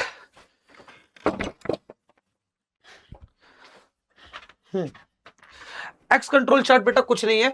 N X control chart is a quality control tool. एक बेटा क्या क्वालिटी कंट्रोल टूल है, जो कि बेटा क्वालिटी को टेस्ट करता है, क्वालिटी को चेक करता है। Use to monitor the mean of the process over the time using the statistical sample. यानी कि कुछ स्टैटिस्टिकल सैंपल्स को लेता है, यानी कि बेटा आपके क्या करता है? कुछ इंफॉर्मेशन को लेता है, कुछ डेटा को लेता है, उस डेटा को बेटा क्या करता रहता है? टाइम के अनुसार बेटा क्या करता रहता है? मॉनिटर करता रहता है, यानी कि चेक करता रहता है। और ये क्या चेक करता है? ये चेक करता है क्या आपकी एक्चुअल जो मीन वैल्यू है उसमें कोई डिफरेंस तो नहीं आया, आपकी क्या एक्चुअल मीन वैल्यू में कोई डिफरेंस तो नहीं आया, कोई छेड़छाड़ तो नहीं हुई, कोई गड़बड़ी तो नहीं हुई। समझ में आया? तो उसको चेक करने का काम कौन करता है बेटा? एक्स कंट्रोल चार्ट करता है। ठीक है, इट कंसिस्ट ऑफ, इसमें देखो क्या क्या बेटा क्या क्या कंपोनेंट्स होते हैं। मैं एक एक कंपोनेंट्स को आपको समझाऊंगा। अभी के लिए डेफिनेशन में आपको ये लिखना है। इसमें पहला होता है बेटा आपका सेंट्रल लाइन, जो कि क्या रिप्रेजेंट करता है? रिप्रेजेंटिंग द प्रोसेस एवरेज, यानी कि ऑन एन एवरेज जो पर्टिकुलर एवरेज वैल्यू है, जो तुझको चाहिए, जो वैल्यू तुझको चाहिए, उस वैल्यू, वो वैल्यू तुम्हारी क्या कहलाएगी? Central line. And upper control line जिसको बेटा हम यूसीएल बोलेंगे, फिर होती है बेटा लोअर कंट्रोल लाइन जिसको हम एलसीएल बोलते हैं, टिपिकली सेट एस +3 और -3। यानी कि बेटा क्या है, अपर कंट्रोल लाइन का मतलब है बेटा, अपर कंट्रोल लिमिट का मतलब है कि एरर सबसे ज्यादा से ज्यादा एरर, और लोअर कंट्रोल लिमिट का मतलब है कम से कम एरर। यानी कि तुम्हारी जो मीन वैल्यू में कोई छेड़छाड़ आई, छेड़छाड़ आने की वजह से बेटा क्या है, मैक्सिमम एरर जा सकती है +3 की और मिनिमम एरर जा सकती है -3 की। अगर बेटा आपकी जो यानी कि बेटा मीन का बेटा जो बढ़ना है वो कितना हो सकता है, मैक्सिमम 3 तक हो सकता है, और घटना कितना घट कितना सकता है बेटा, घट भी 3 तक सकता है। अगर बेटा इससे ज्यादा घटा तो बेटा क्या होगा, आपका एक्स कंट्रोल चार्ट एक्टिव हो जाएगा और बता देगा कि देखो यहाँ पर ये मिस्टेक हो रही है, और वहीं पे बेटा क्या है, पूरी प्रोसेस को रोक देगा। ये क्या करता है बेटा, बड़े बड़े हादसे होने से बचाता है, बड़े बड़े लॉसेस होने से बचाता है बड़ी बड़ी कंपनियों में। अभी मैं तुम्हें एग्जाम्पल के माध्यम से समझाऊंगा भी। ओके, फ्रॉम द स्टैंडर्ड, इतना स्टैंडर्ड डेविएशन होना चाहिए from the mean to detect the assignable cause of variation, यानी कि वेरिएशन को पता करने के लिए। अब चलो बेटा इसका एक सिंपल सा एग्जांपल लेते हैं। एक फैक्ट्री में बेटा क्या है, एक फैक्ट्री है बेटा जो वाटर बोटल्स फिल करती है, यानी कि पानी को बेचती है। क्या करती है बेटा, वाटर बोतल के अंदर पानी को भरती है और उसको क्या करती है, सेल करती है। तो उस कंपनी में क्या है, imagine a factory that fills up 500 millilitre water bottles, यानी कि जो फैक्ट्री है ना मेरी जान, फैक्ट्री आपकी भरती है 500 मिलीलीटर वाटर। कितना भरती है बेटा, एक बोतल में कितना पानी भरती है, 500 मिलीलीटर पानी भरती है। उसके बाद सुनो मेरी बात ध्यान से, यहाँ पर some time a bottle might get 501 millilitre, यानी कि कभी कभी वो क्या करती है 501 लीटर भी पानी भर देती है, यानी कि एक मिलीलीटर ज्यादा भी पानी भर देती है। And sometimes it fills 499 millilitre, यानी कि बेटा क्या करती है, 1 लीटर कभी कभी क्या करती है, कम पानी भर देती है। तो जिसकी वजह से क्या है, this tiny variation is normal, यानी कि जो छोटा सा वेरिएशन है, जो छोटा सा वेरिएशन आया आपके, जो बेटा ऑन एन एवरेज मीन बेटा वाटर कितना होना चाहिए बॉटल के अंदर, ऑन एन एवरेज बेटा पानी होना चाहिए 500 मिलीलीटर। ये लेकिन बेटा क्या हो, अगर बेटा पानी आपका बेटा क्या है 1 मिलीलीटर बढ़ जाए या 1 मिलीलीटर कम हो जाए, तो उसको बेटा क्या माना जाएगा, बहुत छोटा सा वेरिएशन माना जाएगा और इग्नोर कर दिया जाएगा। लेकिन अगर मान लो, लेट सपोज कि if the machine suddenly start filling bottles with 520 millilitre, यानी कि बेटा आपकी मशीन ने क्या करा, उसके अंदर कोई खराबी आई, और उस खराबी आने के बाद उस बोतल ने क्या आपकी मशीन ने क्या किया, 520 मिलीलीटर पानी भरना शुरू कर दिया, और या तो बेटा उसने क्या किया 470 मिलीलीटर पानी भरना शुरू कर दिया। यानी कि एक्चुअल एवरेज वैल्यू से, सेंट्रल वाली वैल्यू से बेटा कितना, 20 मिलीलीटर ज्यादा पानी, या तो बेटा क्या हो 30 लीटर कम पानी, ऐसा भरना उसने स्टार्ट कर दिया। तो बेटा इस प्रोसेस को हम लोग क्या बोलेंगे, the process is out of control, यानी कि ये प्रोसेस जो बेटा क्या हो जाएगी, आउट ऑफ कंट्रोल हो जाएगी। या तो मुझे देखो, या तो बेटा कस्टमर मुझको गाली बकेगा, या तो मैं लॉस खाकर बैठ जाऊंगा, या तो मैं एम्प्लॉइज को गाली बकूंगा। दोनों केस में तो मैं ही गाली बकूंगा, क्योंकि बेटा क्या लॉस तो हो ही रहा है ना, लॉस तो हो ही रहा है ना। तो इस चीज से बचाने के लिए बेटा क्या है, आपका जो बेटा कॉनेक्टिव हो जाएगा, and X bar chart tracks the average batch by batch, यानी कि बेटा क्या करेगा, हर एक बोतल की रिफिलिंग को बेटा क्या करेगा, आपका एक्स बार डेटा जो है, एक्स बार चार्ट जो बेटा क्या करेगा, ट्रैक करेगा, देखेगा एवरेज वैल्यू से मैच करके, क्या करेगा, एवरेज वैल्यू से मैच करके बेटा क्या करेगा, उसको चेक करेगा batch by batch to catch the matching error before the 1000 of the bad bottles are made. यानी कि बेटा क्या 1000 बोतल फिल होने से पहले, कि यार मेरा बहुत बड़ा नुकसान ना हो जाए, 1000 बोतल फिल होने से पहले बेटा क्या है, वो क्या करेगा, इस एरर को रोक देगा। आपको पता है, जो ये देखो इधर, इसको देखो, आपकी कंपनियों में जो बोतल आती है पेप्सी जो फिल होती है, ये कोई इंसान फिल नहीं करता, ये मशीनें फिल करती हैं। ऑन एन एवरेज बेटा इसमें कितना आना चाहिए, 250 प्लस 150, यानी कि बेटा टोटल कितना हो गया तुम्हारा, ये टोटल तुम्हारा 400 ml हो गया। यानी कि बेटा क्या इस बोतल में कितनी पेप्सी आनी चाहिए, 400 ml आनी चाहिए। अगर बेटा मान लो गलती से 390 मिलीलीटर आ गई, तो 10 कम आ गई, तो आप बेटा क्या करोगे, आप ये पेप्सी खरीदना बंद कर दोगे, कहोगे भैया ये तो कम हमको दे रहे हैं, और अगर ज्यादा भर दी तो कंपनी का नुकसान हो जाएगा। इसलिए बेटा क्या है, इस कंपनी ने, ये पेप्सी कंपनी ने भी क्या कर रखा है, अपने बेटा अपने सिस्टम में जिस मशीन जो रिफिल करती है, ये पेप्सी को रिफिल करती है, उसको बेटा क्या है, उसको एक्स बार चार्ट से क्या कर रखा है, सेट कर रखा है। यानी कि अगर मान लो गलती से कहीं मशीन के अंदर एरर आई, या तो कभी ज्यादा पेप्सी भरने लगी या कम पेप्सी भरने लगी, तो इसके एवरेज को फटाफट से डिटेक्ट करके बेटा क्या करेगी, ये एक्स बार चार्ट ट्रैक करके क्या करेगा बेटा, वहीं पे वही क्या कर देगा, मशीन को रोक देगा, और एम्प्लॉइज को बता देगा कि यहाँ पर इस प्रकार से ऐसे करके एरर आ रही है। ओके, आई बात समझ में। तो एक्स कंट्रोल चार्ट अगर समझ में आ गया, तो उसके कंपोनेंट्स के बारे में एक बार जान लेते हैं क्या क्या है। ठीक है। When you look at the x bar control chart you will always see a line graph with the 3 horizontal boundary lines, यानी कि बेटा क्या आपको 3 हॉरिजॉन्टल बाउंड्री लाइंस के साथ बेटा क्या ये ग्राफ देखने को मिलेगा, जहां पर बेटा एक लाइन होगी आपकी सेंट्रल लाइन। सेंट्रल लाइन क्या है, दिस इज अ टारगेट और the overall average of x bar of your process, यानी कि जितना एवरेज आपने सेट कर रखा है। जैसे बेटा सुनो, जैसे ये जो बॉटल है, ये बॉटल में बेटा कितनी पेप्सी सेट करी गई है, कितनी पेप्सी भरनी चाहिए, इसमें 4 मिलीलीटर पेप्सी भरनी चाहिए। ये जो 4 मिलीलीटर पेप्सी जो तुमने सेट कर रखी है, जो तुमने एवरेज सेट कर रखा है पेप्सी का, वो बेटा क्या है तुम्हारा सेंट्रल लाइन हो जाएगा। ठीक है, जैसे उस क्वेश्चन में क्या था, हमने किस में सेट कर रखा था, 500 ml पे सेट कर रखा था। ठीक है, अपर कंट्रोल लिमिट क्या है, the maximum acceptable limit for the batch average, यानी कि बेटा उस बैच एवरेज पे क्या बेटा मैक्सिमम एक्सेप्टेबल लिमिट, यानी कि इससे ज्यादा अगर एरर आ रही है तो इतनी आ सकती है, इससे ज्यादा नहीं आनी चाहिए। ठीक है, जैसे कि बेटा point goes above this line, यानी कि बेटा क्या है, इससे केवल इतना जाना चाहिए, उससे ज्यादा नहीं जाना चाहिए। उससे ज्यादा जाएगा तो बेटा क्या करेगा, एक्स कंट्रोल उसको डिक्लाइन कर देगा। ठीक है, lower control limit the minimum acceptable limit, यानी कि बेटा जो सबसे छोटी एक्सेप्टेबल लिमिट है, यानी कि एक पर्टिकुलर लिमिट से अगर बेटा क्या है, अगर तुम्हारी एरर आई या तुम्हारा बेटा अमाउंट और कम हुआ तो बेटा क्या होगा, तुम्हारा ये एक्स कंट्रोल चार्ट एक्टिव हो जाएगा और चीजों को लॉक देगा। If the point drops below this line, यानी कि बेटा क्या करेगा, अगर उस पर्टिकुलर लाइन से बेटा क्या करेगा, जैसे मान लो मैंने मिनिमम बेटा सेट कर रखा है 3 पर, तो बेटा अगर मान लो आपका जो डेटा की इंफॉर्मेशन है वो 3 से अगर डाउन गई तो बेटा वही एक्स कंट्रोल चार्ट जो है इसको डिटेक्ट कर लेगा और वहीं पे वहीं क्या कर देगा, रोक देगा। तो इस प्रकार से बेटा क्या है, लोअर कंट्रोल लिमिट क्या हो गई आपकी, लोअर लिमिट हो गई, लोअर एक्सेप्टेबल लिमिट हो गई, और अपर कंट्रोल लिमिट क्या हो गई, अपर एक्सेप्टेबल लिमिट हो गई। क्लियर है, तो आयो बेटा ये एक्स बार चार्ट भी आपको अच्छे से समझ में आ गया होगा। अगर ये चीज अच्छे से समझ में आ गई तो देखते हैं अपने नेक्स्ट क्वेश्चन को। ओके, चलो अब देखते हैं अपने नेक्स्ट क्वेश्चन को। नेक्स्ट क्वेश्चन मुझसे क्या कहता है कि मुझे डिफाइन करना है बेटा किसके बारे में, गॉडनेस ऑफ फिट टेस्ट को। किसको डिफाइन करना है बेटा, गुडनेस ऑफ फिट टेस्ट को। गॉडनेस नहीं, गुडनेस, गॉड नहीं है, गुडनेस है, गुडनेस ऑफ फिट टेस्ट। देखो क्या कहता है, the goodness of fit test is a statistical tool, एक इस प्रकार का स्टैटिस्टिकल टूल है जो क्या करता है, use to check your observe data matches your expected data.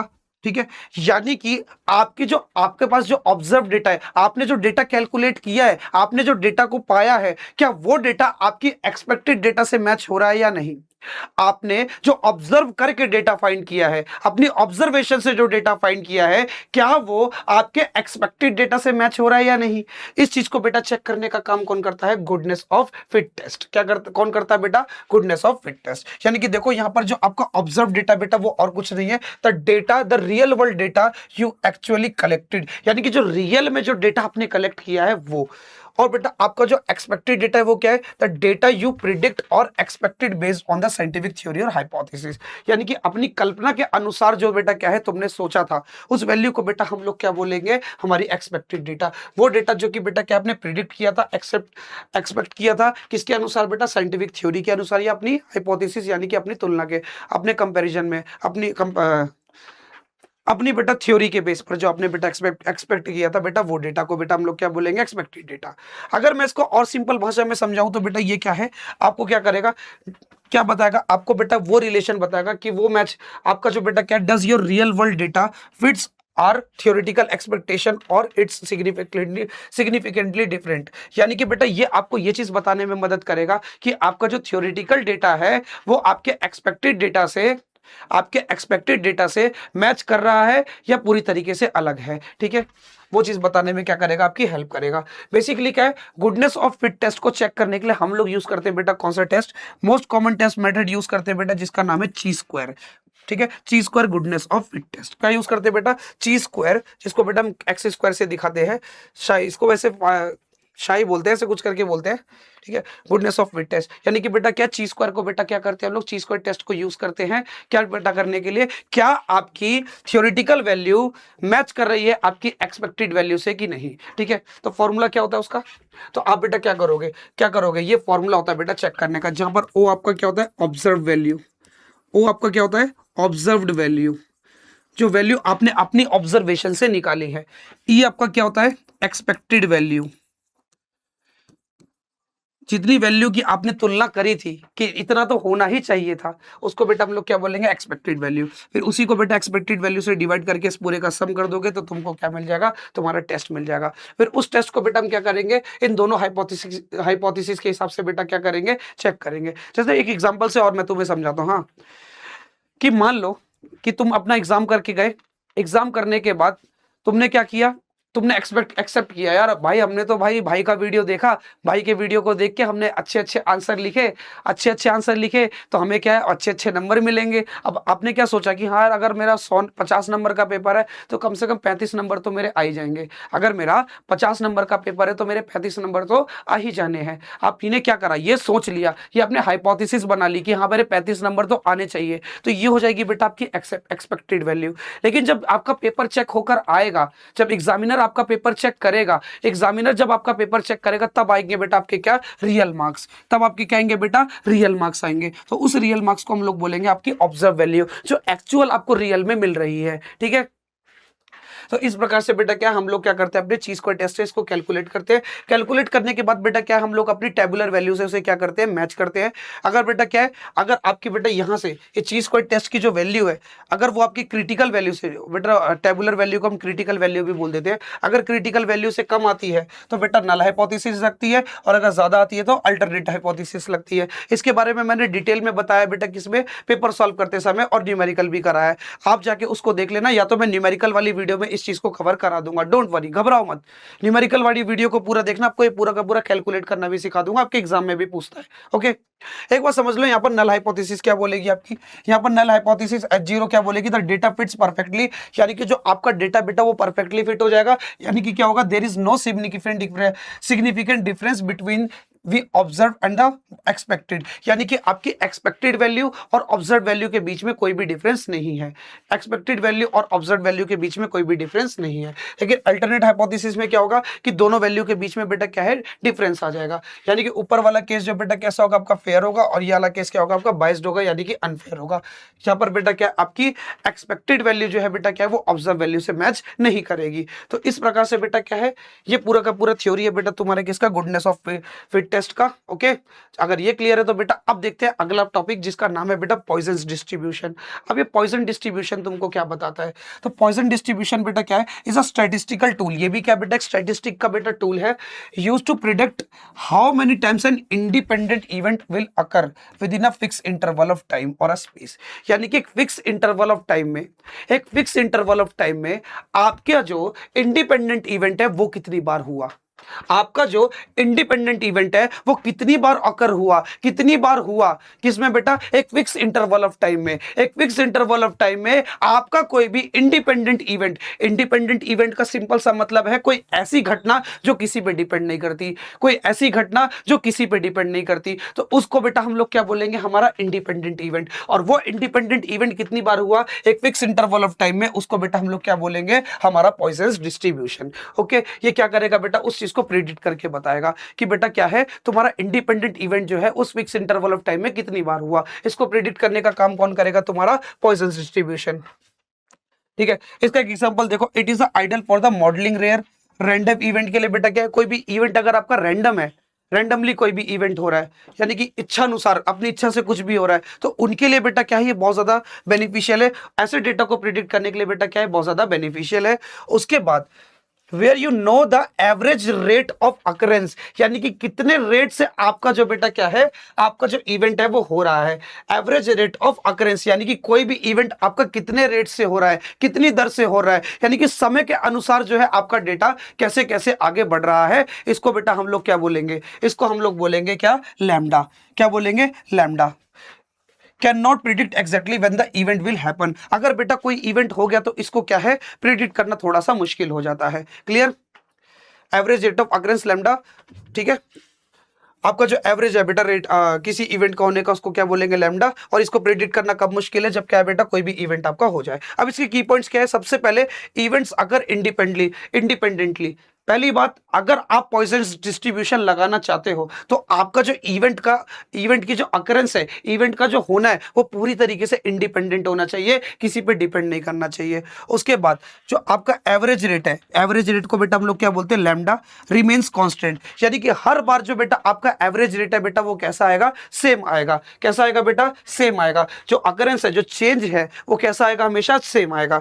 The two events can not happen at the exact same fraction of a second, यानी कि बेटा क्या है, एक एग्जैक्ट फ्रेम ऑफ सेकंड में, एक पर्टिकुलर टाइम में क्या है बेटा, तुम्हारा जो दो इवेंट है वो एक साथ नहीं हो सकते। ठीक है। और पॉइजन्स डिस्ट्रीब्यूशन का एक इंपॉर्टेंट पॉइंट और है, जहां पर बेटा क्या है, आपका जो mean is always equal to the variance, यानी कि मीन और वेरिएंस जो है बेटा एक दूसरे के क्या होते हैं, बराबर होते हैं। ठीक है। और वो किसके बराबर होते हैं, आपके लैम्डा के बराबर होते हैं। और लैम्डा आपका और कुछ नहीं है बेटा, क्या है, एवरेज रेट ऑफ अकरेंस है। कौन है बेटा, एवरेज रेट ऑफ अकरेंस है। तो इस प्रकार से बेटा क्या है, ये पॉइजन डिस्ट्रीब्यूशन की पूरी थ्योरी है। अगर आप इन मेन पॉइंट्स को मेंशन करके बेटा डिफाइन करते हो तो बेटा मेरी गारंटी है आपको जो है पूरे के पूरे मार्क्स मिलने वाले हैं। ओके। उसके बाद देख लो इसके रियल लाइफ एग्जांपल क्या है, पॉइजन्स डिस्ट्रीब्यूशन को हम रियल लाइफ में कैसे कैसे यूज करते हैं। सबसे पहले बेटा ये आपको बताता है number of website crashes per day, यानी कि बेटा क्या है, आपके गूगल में, गूगल जो है ना, वो ये चीज पता कर देगी, वो गूगल का जो बेटा पूरा डेटा सेट है, गूगल का जो एआई सिस्टम है, गूगल का जो पूरा सॉफ्टवेयर सिस्टम है, वो क्या करता है, वो इस चीज को बेटा क्या करता है, पॉइजन्स डिस्ट्रीब्यूशन से चेक करता है क्या, कि एक दिन में कितनी वेबसाइट जो है बेटा वो क्या हो गई, क्रैश हो गई। क्या हो गई, कितनी वेबसाइट जो हो गई, क्या हो गई, क्रैश हो गई, यानी कि खराब हो गई। ठीक है। उसके बाद the number of emergency call receive per hour, यानी कि एक घंटे के अंदर कितनी इमरजेंसी कॉल रिसीव करी गई। ठीक है। उसको बेटा रिकॉर्ड करने का भी काम कौन करता है, आपका Poisson's distribution. The number of typos and printed page, यानी कि बेटा क्या है, एक पर्टिकुलर टाइम में आपके कितने पेजेस प्रिंट हो रहे हैं, उसको भी बेटा प्रेडिक्ट करने का काम कौन करता है, तुम्हारा पॉइजन्स डिस्ट्रीब्यूशन। ओके। अब आगे आ जाओ। अब आगे बेटा क्या है, आपका एक टॉपिक आता है बेटा क्या, कि आपको जो बेटा क्या डिफाइन करना है, what are the advantages of sample survey over the population survey, यानी कि सैंपल सर्वे के क्या एडवांटेजेस हैं बेटा, किसके ऊपर, पॉपुलेशन सर्वे के अनुसार। पहले बेटा आपको यह चीज समझना पड़ेगा कि आपका पॉपुलेशन सर्वे क्या होता है और सैंपल सर्वे क्या होता है। तो देखो, पॉपुलेशन सर्वे को बेटा हम लोग क्या बोलते हैं, सेंसस भी बोलते हैं, एक तरीके की क्या बोलते हैं बेटा, सेंसस बोलते हैं। जैसे collecting a data from every single person, यानी कि हम क्या करेंगे बेटा, हर एक सिंगल पर्सन के पास जाएंगे और उससे बेटा क्या करेंगे, डेटा कलेक्ट करेंगे। अब वो डेटा कुछ भी हो सकता है, उसकी एज का इंफॉर्मेशन भी हो सकता है, उसके घर का एड्रेस भी हो सकता है, उसका क्या है बेटा, वो वोट के लिए एलिजिबल है कि नहीं ये भी हो सकता है, उसका जन्म कब हुआ, वो कब से बेटा एक पर्टिकुलर जगह में रह रहा है, ये भी हो सकता है। तो वो इंफॉर्मेशन कुछ भी हो सकती है इन द एंटायर ग्रुप, पूरे के पूरे ग्रुप के अंदर। जैसे बेटा क्या, एग्जांपल के लिए, counting every citizen in India, अगर बेटा क्या करें हम पूरे के पूरे इंडिया में क्या करें, हर एक नागरिक की बेटा क्या करने लगे, गिनती करने लगे कि कितने नागरिक एक पर्टिकुलर एरिया में रह रहे हैं। ऐसे एरिया वाइज करते करते हम लोग क्या करेंगे, पूरे इंडिया की टोटल पॉपुलेशन को काउंट करेंगे, जिसको बेटा हम सिंपल भाषा में जनगणना भी बोलते हैं। समझ आया। जो अभी फिलहाल हो भी रहा है, आपकी सेंट्रल गवर्नमेंट ने जनगणना अनाउंस कर दी है, जिसकी वजह से आपने देखा होगा कई सारे जो बांग्लादेशी लोग थे जो इलीगल तरीके से इंडिया में रह रहे थे, अब वो जो है शिफ्ट होके जाने लग रहे हैं अपने देश में, क्योंकि क्या है, अब जो है गवर्नमेंट जो है बेटा क्या कर रही है, सरकारी रूप बोलते हैं, क्या बोलते हैं, लीगल रूप से क्या है बेटा, लोगों का डेटा चेक कर रही है। ओके। वहीं बेटा अगर मैं सैंपल सर्वे की बात करूं तो collecting data from the selected small group, यानी कि बेटा क्या करती है, ये डेटा कलेक्ट करती है कुछ कुछ सेलेक्टेड छोटे छोटे ग्रुप से। ऐसा नहीं है बेटा क्या कि क्या बोलते हैं, पॉपुलेशन सर्वे के अनुसार ये नहीं करेगी कि हर एक आदमी के पास जाएगी, हर एक बंदे के पास जाएगी और इन्फॉर्मेशन को कलेक्ट करेगी, ये ऐसा नहीं करेगी। ये क्या करेगी, एक पर्टिकुलर ग्रुप के पास जाएगी और उनसे क्या करेगी बेटा, डेटा को कलेक्ट करेगी। सबके पास ना जाके बेटा किसके पास जाएगी, कुछ छोटे छोटे पर्टिकुलर ग्रुप्स के पास जाएगी और उनसे क्या करेगी, डेटा को कलेक्ट करेगी। And that represent the whole population, और उसी के अनुसार बेटा क्या करेगी, वो होल पॉपुलेशन को डिफाइन कर देगी। जैसे मैंने क्या करा, जैसे मान लो एक एक पूरा रीजन है, एक पूरा रीजन है, उसमें मान लो 12 डिस्ट्रिक्ट है। तो मैंने क्या करा, 12 डिस्ट्रिक्ट में ना जाके मैंने क्या करा, मेन डिस्ट्रिक्ट में गया, मेन में 5 से 6 डिस्ट्रिक्ट में गया और वहां पर जाके बेटा पॉपुलेशन के डेटा को रिकॉर्ड कर लिया, और रिकॉर्ड करने के बाद उसका एवरेज निकाल के ये प्रिडिक्ट कर दिया कि हाँ भाई इतनी पॉपुलेशन इस पूरे एरिया में होगी। तो बेटा इसी को हम लोग क्या बोलेंगे, सैंपल सर्वे बोलेंगे। क्लियर है। ठीक है। ओके। हम्म। यानी कि जैसे बेटा क्या हमने क्या करा कुछ जैसे एग्जांपल के लिए सैंपल सर्वे के लिए कि हमने बेटा क्या करा 2000 लोगों को कुछ पर्टिकुलर एरिया से बेटा क्या करा 2000 लोगों को पकड़ा और उनका क्या कर दिया बेटा इंटरव्यू ले लिया, तो इसको बेटा हम लोग क्या बोलेंगे सैंपल सर्वे बोलेंगे। लेकिन चलो अब बेटा यहां पर समझो the population survey can take month और every year to continue to complete. यानी कि जो आपका पॉपुलेशन सर्वे है ना बहुत बहुत ज्यादा टाइम लेता है बेटा कंप्लीट होने के लिए। अभी जो बेटा क्या आपका सेंसस चल रहा है ना इस समय, अब इसको होने में बेटा सालों लग जाएंगे, पता है सालों महीनों लग जाएंगे बेटा इसे होने में। तो बेटा क्या आपका जो पॉपुलेशन सर्वे बेटा वो क्या करता है बहुत ज्यादा समय लेता है। लेकिन वही अगर मैं बात करूं सैंपल सर्वे की, the sample survey can be conducted much faster because there is a fewer data points to collect. यानी कि बेटा क्या आपका सैंपल क्या बोलते हैं सैंपल सर्वे डेटा जो है बेटा वो क्या है सैंपल सर्वे जो है बेटा वो क्या है ये बहुत तेजी से हो जाता है। क्यों? क्योंकि बेटा हम लोग जो सर्वे करते हैं वो किस पे करते हैं केवल एक पर्टिकुलर ग्रुप पे करते हैं, सब पे नहीं करते। कुछ पर्टिकुलर ग्रुप्स कुछ सेलेक्टेड ग्रुप्स के पास जाते हैं और वहां पर बेटा क्या इन्फॉर्मेशन को कलेक्ट करते हैं। क्लियर है? ठीक है ठीक है ठीक है। जैसे बेटा क्या hiring staff, printing forms and travelling to the reach every single individual in a population, ये सब बेटा आपके एग्जांपल है बेटा किसके सैंपलिंग क्या बोलते हैं सैंपलिंग सर्वे के। ठीक है, उसके बाद देखो अब देखो इनके एडवांटेजेस एक बार देख लेते हैं हम लोग। अब बेटा देखते हैं की एडवांटेजेस ऑफ सैंपल सर्वे। ठीक है, एग्जाम पॉइंट ऑफ व्यू से देखो क्या है। सबसे पहला पॉइंट आपको डिफाइन करना है बेटा क्या सेव टाइम्स। यानी कि जो आपका सैंपल सर्वे बेटा वो क्या करता है तुम्हारे समय को बचाता है। क्या बचाता है बेटा? समय को बचाता है। ठीक है, उसके बारे में देखो यहाँ पर पूरा लिखा है जहां पर बेटा आपका पॉपुलेशन सर्वे बहुत ज्यादा सालों महीनों का समय लेता है, लेकिन बेटा आपका जो सैंपल सर्वे वो इतना समय ना लेके बहुत शॉर्ट फॉर्म में बेटा क्या करता है पूरी इन्फॉर्मेशन को खत्म कर देता है, पूरी इन्फॉर्मेशन को कलेक्ट कर लेता है। ठीक है, सेकंड पॉइंट क्या बेटा कॉस्ट इफेक्टिव होता है। यानी कि बेटा क्या है ये आपकी मनी को बचाता है।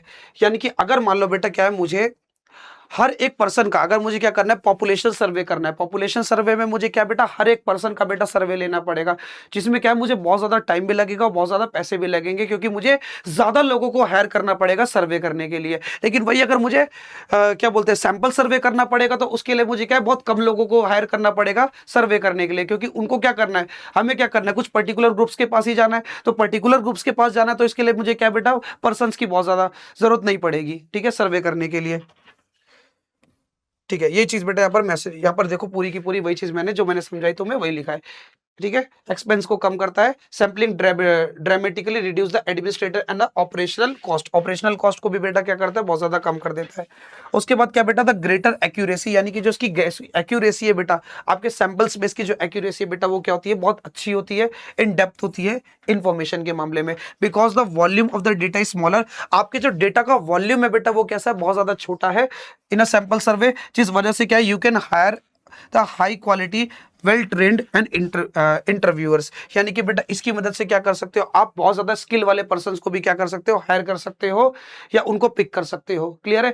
ये क्या करती है बेटा ज्यादातर सैंपल सर्वे जो बेटा बड़ी बड़ी कंपनियां यूज करती है, कुछ पर्टिकुलर ग्रुप से पर्संस को उठाएगी उनका इंटरव्यू लेगी और कुछ को बेटा सिलेक्ट कर लेगी, पूरी की पूरी पॉपुलेशन को नहीं उठाते, कुछ पर्टिकुलर ग्रुप से बेटा वो क्या करते हैं लोगों को उठाते हैं। जैसे अगर मान लो कोई कंप्यूटर की कोई जॉब निकली है तो बेटा ज्यादातर बेटा लोग ज्यादातर जो कंपनीज है वो क्या करती है कुछ पर्टिकुलर कॉलेजेस के पास जाती है, कुछ पर्टिकुलर कॉलेजेस के ग्रुप के पास जाती है और वहां से क्या करती है कुछ बच्चों को उठाती है और उठाने के बाद बेटा क्या करती है उनका इंटरव्यू लेती है और उसकी बेस पर उनको क्या दे देती है जॉब दे देते हैं। क्लियर है? तो यहां पर बेटा ये क्या होता है आपका सैंपल सर्वे होता है। ठीक है, ना ही बेटा एक चीज ना ही वो ये चीज नहीं करते कि बेटा पूरी की पूरी कॉलेज की पॉपुलेशन को उठा के उनका इंटरव्यू ले रहे हैं, ये चीज नहीं करते। कुछ चुनिंदा लोगों को कुछ सेलेक्टेड लोगों को बेटा पकड़ते हैं जो बेटा अच्छे होते हैं जिनकी कमांड रहती है उनको पकड़ते हैं, सिलेक्टेड स्टूडेंट को जो अच्छा अच्छा स्कोर करते हैं, समझ आया, जिनके मार्क्स अच्छे होते हैं 80% 90% ऐसे मार्क्स होते हैं उनको पकड़ के उनका इंटरव्यू लेते हैं। ठीक है, तो ये आपका आ जाता है बेटा किसमें सैंपल सर्वे में। ओके, अगर ये अच्छे से क्लियर है तो देखते चलो नेक्स्ट क्वेश्चन को। ऑफ द सुटेबल एग्जांपल, आपको क्या करना है एक सुटेबल एग्जांपल एक अप्रोप्रिएट एग्जांपल को लेते हुए क्या करना है describe the term probability distribution. यानी कि तुमको क्या एक्सप्लेन करना है तुमको क्या एक्सप्लेन करना है प्रोबेबिलिटी डिस्ट्रीब्यूशन को एक्सप्लेन करना है।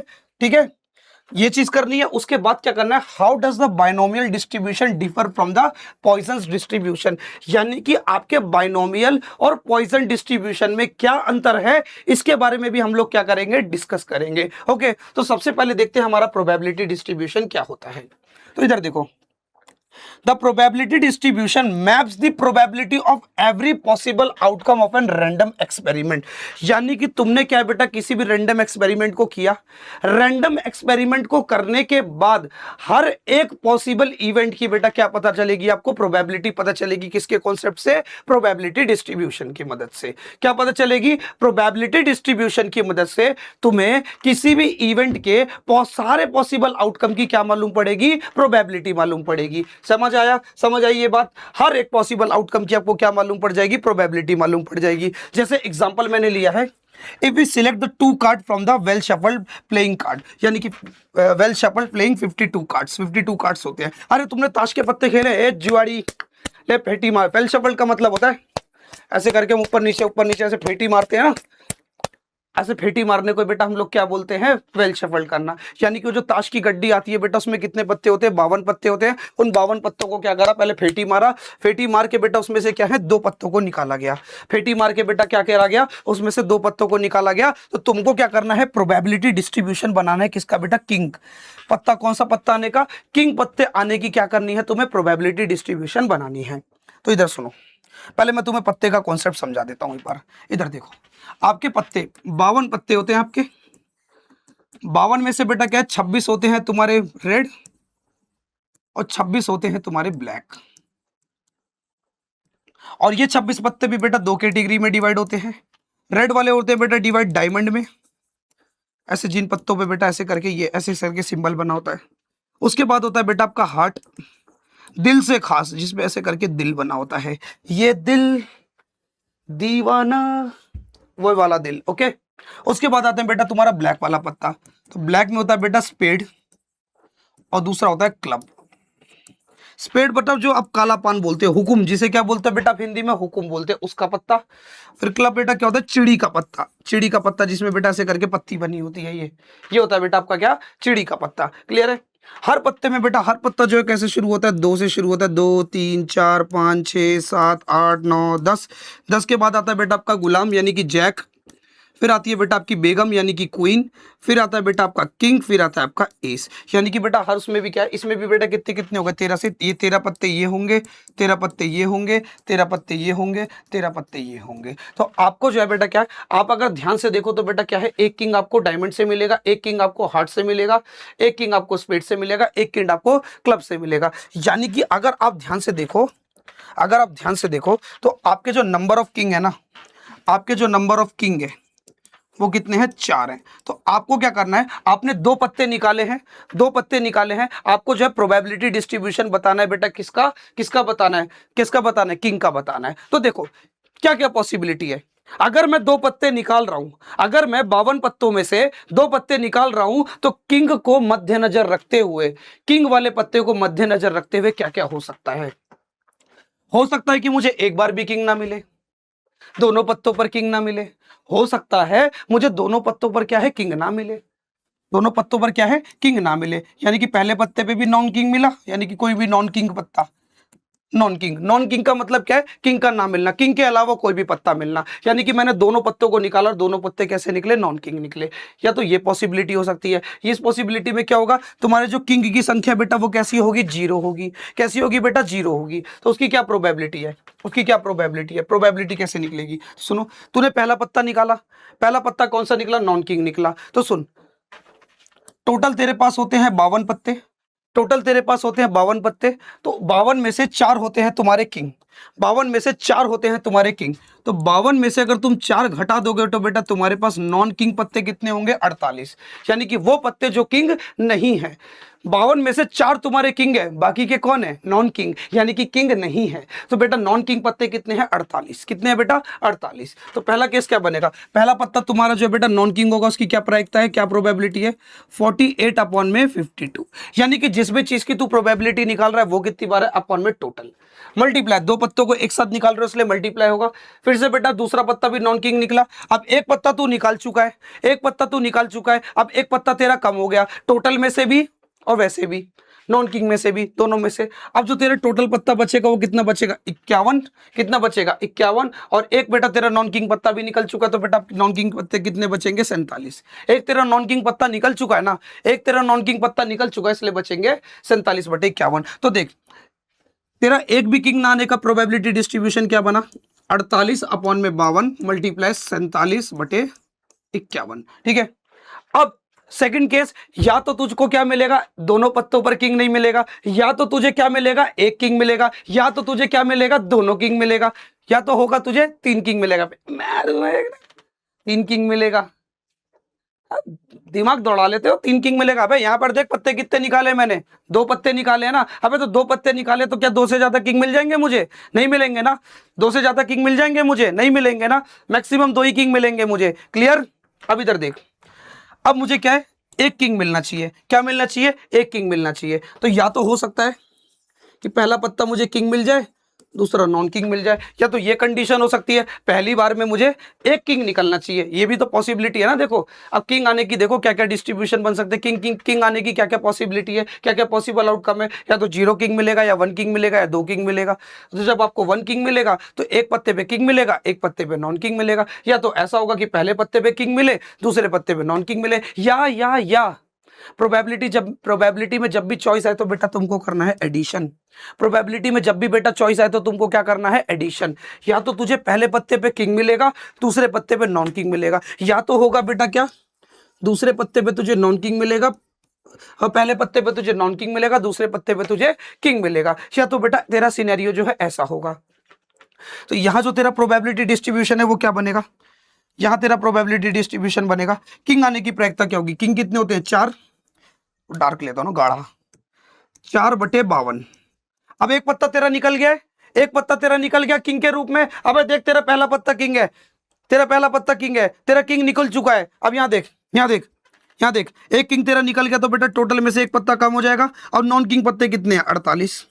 अरे नॉन किंग नहीं निकाला ना मेरी जान, तूने तो किंग निकाला है ना, तूने तो किंग निकाला है ना, तो किंग कम हुआ है ना, नॉन किंग तो कम नहीं हुए, नॉन किंग तो उतने के उतने रहेंगे। या तो ऐसा होगा,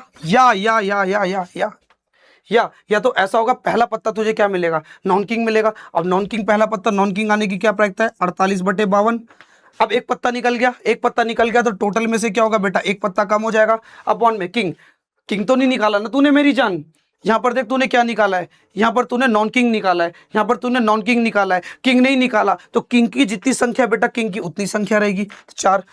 ये ऐसे करके बनेगा। इसकी प्रायिकता देख, इसका डिस्ट्रीब्यूशन ऐसे बनेगा। इसको सॉल्व कर लेगा, आंसर मिल जाएगा। या तो होगा बेटा क्या, तुझे दोनों पत्तों पर किंग मिलेगा। या तो क्या होगा बेटा, तुझे दोनों पत्तों पर किंग मिलेगा। इधर देख, या तो क्या होगा बेटा, तुझे दोनों पत्तों पर किंग मिलेगा, पहले पत्ते पे भी किंग, दूसरे पत्ते पे भी किंग। तो पहले पत्ते पे किंग आने की प्रोबेबिलिटी, टोटल किंग तेरे पास कितने हैं, 4, और टोटल पत्ते कितने, 52 मल्टीप्लाई, दूसरे पत्ते पे भी किंग आना चाहिए। अब तेरा एक किंग निकल चुका है, तेरा एक किंग निकल चुका है, तेरा एक किंग निकल चुका है। तो अब तेरे पास किंग कितने बचेंगे, 3, और टोटल पत्ते बचेंगे 51, क्योंकि एक पत्ता कम हो गया ना। तो देख क्या हुआ, मैंने क्या करा, सारे पॉसिबल प्रोबेबिलिटी डिस्ट्रीब्यूशन के कॉन्सेप्ट से, प्रोबेबिलिटी डिस्ट्रीब्यूशन के कॉन्सेप्ट से मैंने क्या करा, किंग के आने की प्रोबेबिलिटी को कैलकुलेट कर लिया। सारे पॉसिबल आउटकम की क्या करा मैंने, प्रोबेबिलिटी को कैलकुलेट कर लिया। किसकी मदद से, प्रोबेबिलिटी डिस्ट्रीब्यूशन की मदद से। क्या करा, टेबल बनाया, भाई किंग आने चाहिए दोनों पत्तों पे। या तो होगा बेटा दोनों, पॉसिबिलिटी क्या क्या है, अगर मैं दो पत्ते निकाल रहा हूं और मुझे किंग आने की प्रोबेबिलिटी देखनी है तो क्या क्या पॉसिबिलिटी हो सकती है, मेरे साथ क्या क्या हो सकता है, क्या क्या हो सकता है मेरे साथ, क्या क्या बनेगा मेरा सैंपल स्पेस। या तो मुझे एक भी किंग नहीं मिलेगा, दोनों पत्ते खाली, या तो एक किंग मिलेगा, या पहले पत्ते पे या दूसरे पत्ते पे, या तो मुझे दोनों पत्तों पर किंग मिलेगा। तो ये बनी पॉसिबल आउटकम, और उन पॉसिबल आउटकम की मैंने क्या करा, प्रोबेबिलिटी को कैलकुलेट कर लिया by using the concept of probability distribution. तो ये था बेटा इसका एक्सप्लेनेशन पूरा। आप चाहो तो ये पूरी की पूरी टेबल बना के इस प्रकार से जैसे मैंने समझाया है इसको शो कर सकते हो, एग्जामिनर आपका एक भी नंबर नहीं काटेगा। ठीक, अब इसका जो सेकंड पार्ट है वो क्या बोलता है कि आपको बाइनोमियल डिस्ट्रीब्यूशन और पॉइजन डिस्ट्रीब्यूशन के बीच में क्या बताना है, अंतर बताना है। चलो अब उसको देखते हैं क्या बोल रहा है। The binomial distribution as a fix and a finite number of trial. Finite मतलब क्या होता है बेटा, काउंटेबल। फाइनाइट मतलब क्या होता है बेटा, काउंटेबल, जिनको तुम काउंट कर सकते हो। यानी कि बाइनोमियल डिस्ट्रीब्यूशन में क्या होता है बेटा, तुम्हारे पास फिक्स नंबर ऑफ ट्रायल्स होते हैं। अच्छा, ट्रायल का मतलब क्या होता है, जरा ये समझो, what is the meaning of trial. Trial का मतलब क्या है, तो सुनो मेरी बात। जैसे मान लो कि मेरे पास एक कॉइन है, हाँ समझना, मेरे पास एक कॉइन है, मैंने क्या करा, उस कॉइन को टॉस किया। क्या किया, मैंने उस कॉइन को टॉस किया। जब मैं उस कॉइन को टॉस करूंगा तो मुझको क्या क्या मिल सकता है, जब मैं उस कॉइन को टॉस करूंगा तो मुझको क्या क्या मिल सकता है, या तो मुझको मिलेगा हेड या तो मुझको मिलेगा टेल। तो ये हेड और टेल बेटा मेरे क्या हो गए, ट्रायल्स हो गए। क्या हो गए बेटा, मेरे ट्रायल्स हो गए। तो टोटल यहां पर मुझे कितने ट्रायल्स मिले, 2 ट्रायल्स मिले। ठीक है, तो ट्रायल्स बेटा हम किसी और कुछ नहीं बेटा, पॉसिबल आउटकम को क्या बोलते हैं, नंबर ऑफ ट्रायल्स। यानी कि बाइनोमियल डिस्ट्रीब्यूशन में क्या होगा, बाइनोमियल डिस्ट्रीब्यूशन में क्या होगा, बाइनोमियल डिस्ट्रीब्यूशन में तुम्हारे जो नंबर ऑफ ट्रायल्स है बेटा वो कैसे होंगे, फिक्स होंगे और कैसे होंगे, फाइनाइट होंगे। ठीक है, लेकिन अगर मैं बात करूं बेटा किसकी, पॉइजन्स डिस्ट्रीब्यूशन की, तो यहां पर क्या होगा बेटा, आपके पास infinite and unlimited number of trials होंगे। यानी कि यहां पर आपके पास ट्रायल्स की कोई सीमा नहीं होगी, आपको इनफाइनाइट कई सारे ट्रायल्स मिलेंगे। क्या मिलेंगे बेटा, कई सारे ट्रायल्स मिलेंगे जिनको आप जो है काउंट भी नहीं कर सकते। ओके, उसके बाद अगर मैं बाइनोमियल डिस्ट्रीब्यूशन की बात करूं, in binomial distribution each trial is strictly either a success और फेलियर। देखो बाइनोमियल डिस्ट्रीब्यूशन में क्या होगा, बाइनोमियल डिस्ट्रीब्यूशन में क्या होता है बेटा, बाइनोमियल डिस्ट्रीब्यूशन में या तो मुझे मिलेगी सक्सेस, सक्सेस को बेटा हम पी से दिखाते हैं, या तो मुझे मिलेगा फेलियर। बाइनोमियल डिस्ट्रीब्यूशन में या तो मुझे मिलेगी सक्सेस या तो मिलेगा मुझे फेलियर, इन्हीं दोनों में से बेटा एक चीज होगी। अच्छा, सक्सेस का मतलब क्या है, सक्सेस का मतलब है कि जो चीज मैं चाहता हूं उस चीज का आना। फिर से सुन, सक्सेस का मतलब क्या है, सक्सेस का मतलब है जो भी चीज मैं चाहता हूं मुझको वो मिलना, और फेलियर का मतलब क्या है, जिस चीज को मैं चाहता हूं उसका ना मिलना। जैसे एग्जांपल, मैं इसी एग्जांपल से तुझे समझाता हूं ये सक्सेस और फेलियर का मतलब क्या है। हाँ, जैसे मैंने क्या करा, एक कॉइन को टॉस किया। क्या किया, एक कॉइन को टॉस किया। टॉस करने के बाद या तो मुझे मिलेगा हेड या तो मुझे मिलेगा टेल। लेकिन मैं कब जीतूंगा, मैं शर्त या किसी चीज को तब जीतूंगा जब मुझको क्या मिलेगा, हेड। मैं कब जीतूंगा, मैं कब जीतूंगा, मुझे सक्सेस कब मिलेगी, जब मुझे क्या मिलेगा, हेड। अगर मुझको हेड मिला, सिक्का उछालने पर हेड मिला, तो ये कहलाएगी मेरी सक्सेस। और तो और अगर मुझको टेल मिला, अगर मुझको टेल मिला, टेल मतलब क्या, हेड का ना मिलना, टेल का मतलब क्या, हेड का ना मिलना। और अगर हेड नहीं मिला तो मुझको क्या हो जाएगी, मेरे पास मुझको क्या मिलेगी, फेलियर मिलेगी, यानी कि मैं फेल हो जाऊंगा। जैसे तुम्हारे क्रिकेट में होता है, जैसे हमारे विराट कोहली साहब जब कैप्टन थे तो वो बोलते थे, जैसे कोई भी कप्तान सिक्का उछालता था, सिक्का उछलते ही वो बोलते थे, heads is the call, oh sorry Virat it's a tail. यानी कि विराट जो है बेटा क्या हुआ, टॉस में फेल हो गया। यानी कि उसके क्या है बेटा, फेवर में डिसीजन नहीं गया, उसके फेवर की चीज नहीं आई, उसके फेवर की चीज नहीं आई तो मतलब वो क्या कहलाएगा, तुम्हारा फेलियर कहलाएगा। ऐसी बेटा यहाँ प्रोबेबिलिटी में भी है। लेकिन वही चीज, oh Virat Kohli you won the toss, it's a head, you won the toss, यानी कि विराट कोहली के बेटा क्या फेवर में चीजें आई तो मतलब वो क्या कहलाएगा, सक्सेस कहलाएगा। क्लियर है, तो यही चीज है बेटा आपका सक्सेस और फेलियर। ठीक है, तो बाइनोमियल डिस्ट्रीब्यूशन में आपको यही देखने को मिलेगा, या तो बेटा क्या है, आपका जो बाइनोमियल जो आपका ट्रायल है या तो बेटा आपको सक्सेस देगा या तो आपको फेलियर देगा। आपके जो ट्रायल है या तो आपको क्या देगा, सक्सेस देगा या तो फेलियर देगा। लेकिन पॉइजन डिस्ट्रीब्यूशन में ऐसा नहीं है। तब in the Poisson distribution you count the number of occurrence, यानी कि किसी चीज के होने के चांसेस को तो तुम काउंट कर सकते हो। अकरेंस मतलब क्या बेटा, होना, यानी कि तुम किसी चीज के होने के चांसेस को तो काउंट कर सकते हो, ऐसे 0 1 2 3 ऐसे करके and so on, but you can not count the non events, यानी कि किसी चीज के ना होने के, किसी भी इवेंट के ना होने को आप बेटा क्या है, काउंट नहीं कर सकते बेटा in case of Poisson's distribution. Okay, समझ आया। उसके बाद बेटा देखो यहां पर एक अंतर और दिया है, आपके बाइनोमियल डिस्ट्रीब्यूशन में आपका जो मीन है बेटा वो और कुछ नहीं होता, पी होता है, यानी कि सक्सेस। वेरिएंस आपका निकलता है n मल्टीप्लाई p अपॉन में 1 माइनस p। n का मतलब क्या बेटा, नंबर ऑफ ट्रायल्स। n का मतलब क्या बेटा, नंबर ऑफ ट्रायल्स, यानी कि आप कितनी बार बेटा किसी चीज को परफॉर्म कर रहे हो, यानी कि आपको कितने आउटकम मिल रहे हैं। ठीक है, यहां पर बेटा क्या होगा, आपका जो वेरिएंस है is always less than the mean, यानी कि जो वेरिएंस की वैल्यू है बेटा वो ऑलवेज क्या होगी, आपके मीन की वैल्यू से कम होगी। लेकिन अगर मैं बात करूं बेटा पॉइजन डिस्ट्रीब्यूशन की, तो यहां पर जो आपका मीन है वो भी लैम्डा होगा, वेरिएंस भी आपका लैम्डा होगा, और तो और बेटा क्या है, मीन और वेरिएंस में किसी भी तरीके का अंतर आपको देखने को नहीं मिलेगा। मीन और वेरिएंस दोनों की वैल्यू बेटा कैसी आएगी, इक्वल आएगी इन केस ऑफ पॉइजन डिस्ट्रीब्यूशन। अगर आप ये सारे के सारे पॉइंट मेंशन करते हो तो बेटा क्या है, आपको एग्जाम में प्रॉपर मार्क्स मिलेंगे और अच्छे मार्क्स मिलेंगे। तो अगर ये क्वेश्चन अच्छे से क्लियर है तो देखते हैं अपने नेक्स्ट क्वेश्चन को। चलो अब देखते हैं नेक्स्ट क्वेश्चन को। नेक्स्ट क्वेश्चन क्या कहता है, compare and contrast the random sampling with the non-random sampling, briefly discuss the method involved in the selecting of any simple random sampling। यानी कि आपको क्या करना है, रैंडम सैम्पलिंग और नॉन रैंडम सैम्पलिंग के बीच में एक तरीके से डिफरेंस बताना है और उनको कंपेयर करना है। ठीक है, उनके क्या क्या मेथड को मेंशन करना है, ज्यादातर बेटा ब्रीफली डिस्कस करना है बेटा method of involve in selecting, यानी कि किस तरीके से बेटा क्या रैंडम वे में से जब हम रैंडम सैम्पलिंग लेते हैं तो उसमें किस तरीके से सिलेक्शन होता है, और नॉन रैंडम सैम्पलिंग लेते हैं तो उस प्रकार में कैसे सिलेक्शन होता है, है उस चीज को आपको बताना है सिंपल रैंडम सैंपलिंग की मदद से। चलो बेटा, सबसे पहले ये जानते हैं कि आपका रैंडम सैंपलिंग क्या होता है। रैंडम सैंपलिंग बेसिकली, अगर रैंडम सैंपलिंग का पहला पॉइंट देखें तो क्या कहता है, everyone in the crowd has an equal and fair chance of being selecting. यानी कि बेटा क्या है, आपकी भरी पूरी भीड़ में हर बंदे के सिलेक्ट होने के बराबर चांस होंगे। यानी कि यहां पर जो है आपकी किसी भी प्रकार की चीटिंग नहीं होगी। यानी कि अगर मेरे सामने बहुत सारे बच्चे हैं, अगर मेरे सामने क्या बेटा बहुत सारे बच्चे हैं, उन बच्चों में से अगर मुझे क्या करना है, कुछ 4 बच्चों को सिलेक्ट करना है, तो हर बच्चे के सिलेक्ट होने के चांसेस बराबर होंगे। मैं किसी को भी सिलेक्ट कर सकता हूं, मैं उस वाले बंदे को भी सिलेक्ट सकता हूं, इस वाले को भी कर सकता हूं, इस वाले को भी कर सकता हूं, इस वाले को भी कर सकता हूं, उस वाले को भी कर सकता हूं। यानी कि बेटा क्या है, रैंडम सैंपलिंग में हर बंदे के सिलेक्ट होने के चांसेस बराबर होंगे। लेकिन ऐसा बेटा नॉन रैंडम सैंपलिंग में नहीं होगा। नॉन रैंडम सैंपलिंग में क्या होगा, the non random sampling does not have equal and fair chance of being selecting. यहां पर बेटा क्या है, हर बंदे के सिलेक्ट होने के चांसेस बराबर नहीं होंगे। यहां पे वो फिक्स वाली कंडीशन आ जाती है, जैसे कि वो मेरा फेवरेट स्टूडेंट है तो मैं उसको चुनूंगा, फिर वो भी मुझे थोड़ा अच्छा लगता है तो हाँ मैं उसको चुन लूंगा, इन दो को तो मैं चुनूंगा ही चुनूंगा। अगर ऐसी कंडीशन आ जाती है, ऐसी चॉइस वाली कंडीशन आ जाती है, तो वो कहलाती है नॉन रैंडम सैंपलिंग। ठीक है, जहां पर क्या है, हम रैंडमली किसी भी बंदे को चुनते नहीं है, ठीक है, अपनी चॉइस के हिसाब से चुनते हैं, ठीक है, बेईमानी करके। सेकंड पॉइंट क्या कहता है, इट इज कंप्लीटली रैंडम। यानी कि बेटा जो आपका रैंडम सैंपलिंग है बेटा, वो पूरी तरीके से क्या होगा, रैंडम होगा।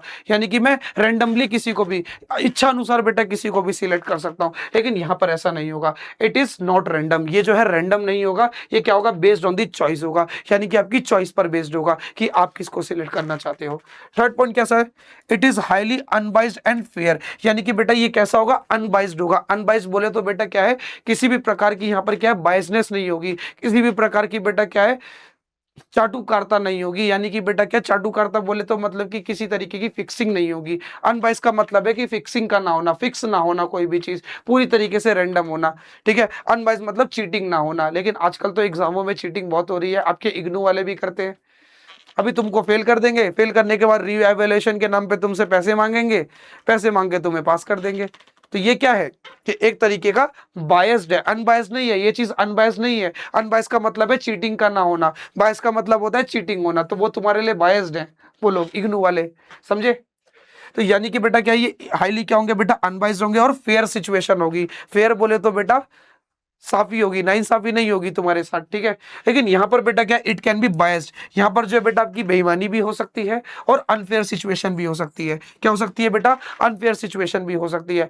हो सकता है कि मुझे क्या करना है, लेट सपोज मानो मुझे क्या क्रिकेट टीम बनानी है, जो पर्सन ए है वो बहुत अच्छी बैटिंग करता है, लेकिन जो पर्सन बी है वो मेरा फेवरेट है, मुझे बहुत ज्यादा पसंद है, तो मैं क्या करूंगा, उसको सिलेक्ट कर लूंगा, उसको नहीं करूंगा। तो उसके लिए क्या हो गया, एक तरीके से क्या हो गई, ये कंडीशन अनफेयर हो गई उसके लिए। ये अनफेयर कंडीशन है कि ज्यादा टैलेंटेड बंदे को मैंने छोड़ दिया, लेकिन कम टैलेंटेड बंदे को पकड़ लिया। क्यों, केवल और केवल वो मेरा फेवरेट स्टूडेंट है इसीलिए। तो ऐसी कंडीशन तुम्हारी कहलाती है अनफेयर और बाइस्ड। ठीक है, favour for some certain group, यानी कि बेटा क्या होगा, ये जो कंडीशन है बेटा क्या, कुछ सर्टेन ग्रुप के लिए क्या रहेगी, फेवर में रहेगी। ओके, और ये क्या रहेगी, not in favour for some certain group. एक पॉइंट ये भी ऐड कर सकते हो, ठीक है। उसके बाद क्या है, it take more time and efforts. यानी कि जब आप क्या बेटा रैंडम सैंपलिंग में किसी को चुनते हो, किसी चीज को पिक करते हो, तो बेटा वहां पर क्या है, बहुत ज्यादा टाइम लगता है, बहुत ज्यादा एफर्ट लगते हैं। आई बात समझ में। लेकिन वही चीज बेटा नॉन रैंडम सैंपलिंग में क्या होगा, it is very fast and budget friendly. यानी कि बजट फ्रेंडली भी है और बेटा कैसा है, बहुत ज्यादा फास्ट है। अगर मैं एग्जांपल लूं तो क्या है, for example a student is randomly selected from the captain for a captain from your class. यानी कि मैंने क्या करा, तुम्हारी क्लास में से किसी भी एक स्टूडेंट को पिक कर लिया बेटा, किसके लिए, कैप्टन के लिए। अगर मैं जाऊंगा किसी भी स्टूडेंट को पिक करने के लिए एज अ कैप्टन, तो मैं किसी को भी कर सकता हूं, मैं किसी को भी सिलेक्ट कर सकता हूं, क्योंकि मैं किसी को नहीं जानता। मैं फेयर वाली बात करने वाला बंदा हूं, मैं अनफेयर बंदा नहीं हूं। तो क्या बेटा, हर बच्चे के जो सिलेक्ट होने के चांस होंगे वो कैसे होंगे, बराबर होंगे। इसलिए बेटा वो रैंडम सैंपलिंग में एग्जांपल आ जाएगा। लेकिन अगर मैं बात करूं नॉन रैंडम सैंपलिंग में, तो यानी कि बेटा वो कैसा होगा, इसका एग्जांपल होगा बेटा स्नोबॉल सैंपलिंग। क्या होगा बेटा कि इसका एग्जांपल स्नोबॉल सैंपलिंग। अब ये स्नोबॉल सैंपलिंग क्या होती है, तो सुनो मेरी बात ध्यान से। जैसे मैंने तुमको बोला, क्या बोला सुनो, मैंने तुम्हें बोला कि बेटा ऐसा करो, तुम जो है 10 लोग चुन के लाओ, 10 लोग जो है अब जो है मेरे अंडर इंटर्नशिप करेंगे। 10 लोगों को चुनो और वो 10 लोगों को मैं क्या करूंगा, अपने अंडर इंटर्नशिप कराऊंगा, वीडियो एडिटिंग सिखाऊंगा, ग्राफिक डिजाइनिंग सिखाऊंगा और वही सारी चीजें सिखाऊंगा। तुमने क्या करा, तुम गए, तुम्हारा जो खास मित्र है, तुम्हारी जो खास मित्री है, मित्री बोले तो लड़की फ्रेंड, थोड़ा थोड़ा अपना ऑरा जमाने के लिए क्या जी वो ना ऐसा कि हमारे सर जो है ना, वो ना वीडियो एडिटिंग सिखा रहे हैं, आप सीखोगी क्या, मैं भी जा रहा हूँ, आप भी सीख लो, फ्री में सिखा रहे हैं। तो ये क्या है बेटा, ये स्नोबॉल, ये क्या बेटा, स्नोबॉल सैंपलिंग है कि मैं क्या कर रहा हूँ, चॉइस अनुसार क्या कर रहा हूँ, पर्सन्स को सिलेक्ट कर रहा हूँ। फिर वो क्या करेगी, अपनी फ्रेंड्स को सिलेक्ट करेगी, फिर उसकी फ्रेंड क्या अपने फ्रेंड को सिलेक्ट करेंगे, कि यहाँ पर क्या बेटा, चॉइस के हिसाब से बेटा क्या है, तुम्हारे लोग सिलेक्ट हो रहे हैं, रैंडमली नहीं सिलेक्ट हो रहे। रैंडमली तुम नहीं गए, रैंडमली अपनी क्लास में नहीं गए, रैंडमली क्लास में जाके तुमने ऐसा नहीं करा कि किसी भी स्टूडेंट को पिक कर लिया, ऐसा नहीं किया, अपनी चॉइस के हिसाब से सिलेक्ट किया तुमने क्या, स्टूडेंट्स को। ठीक है, तो ऐसे बेटा, ऐसे सिलेक्शन को बेटा हम लोग क्या बोलते हैं, स्नोबॉल सैंपलिंग। ठीक है, तो ये है बेटा इनके बीच में डिफरेंस। आई होप बेटा ये क्वेश्चन भी आपको अच्छे से क्लियर हो गया होगा।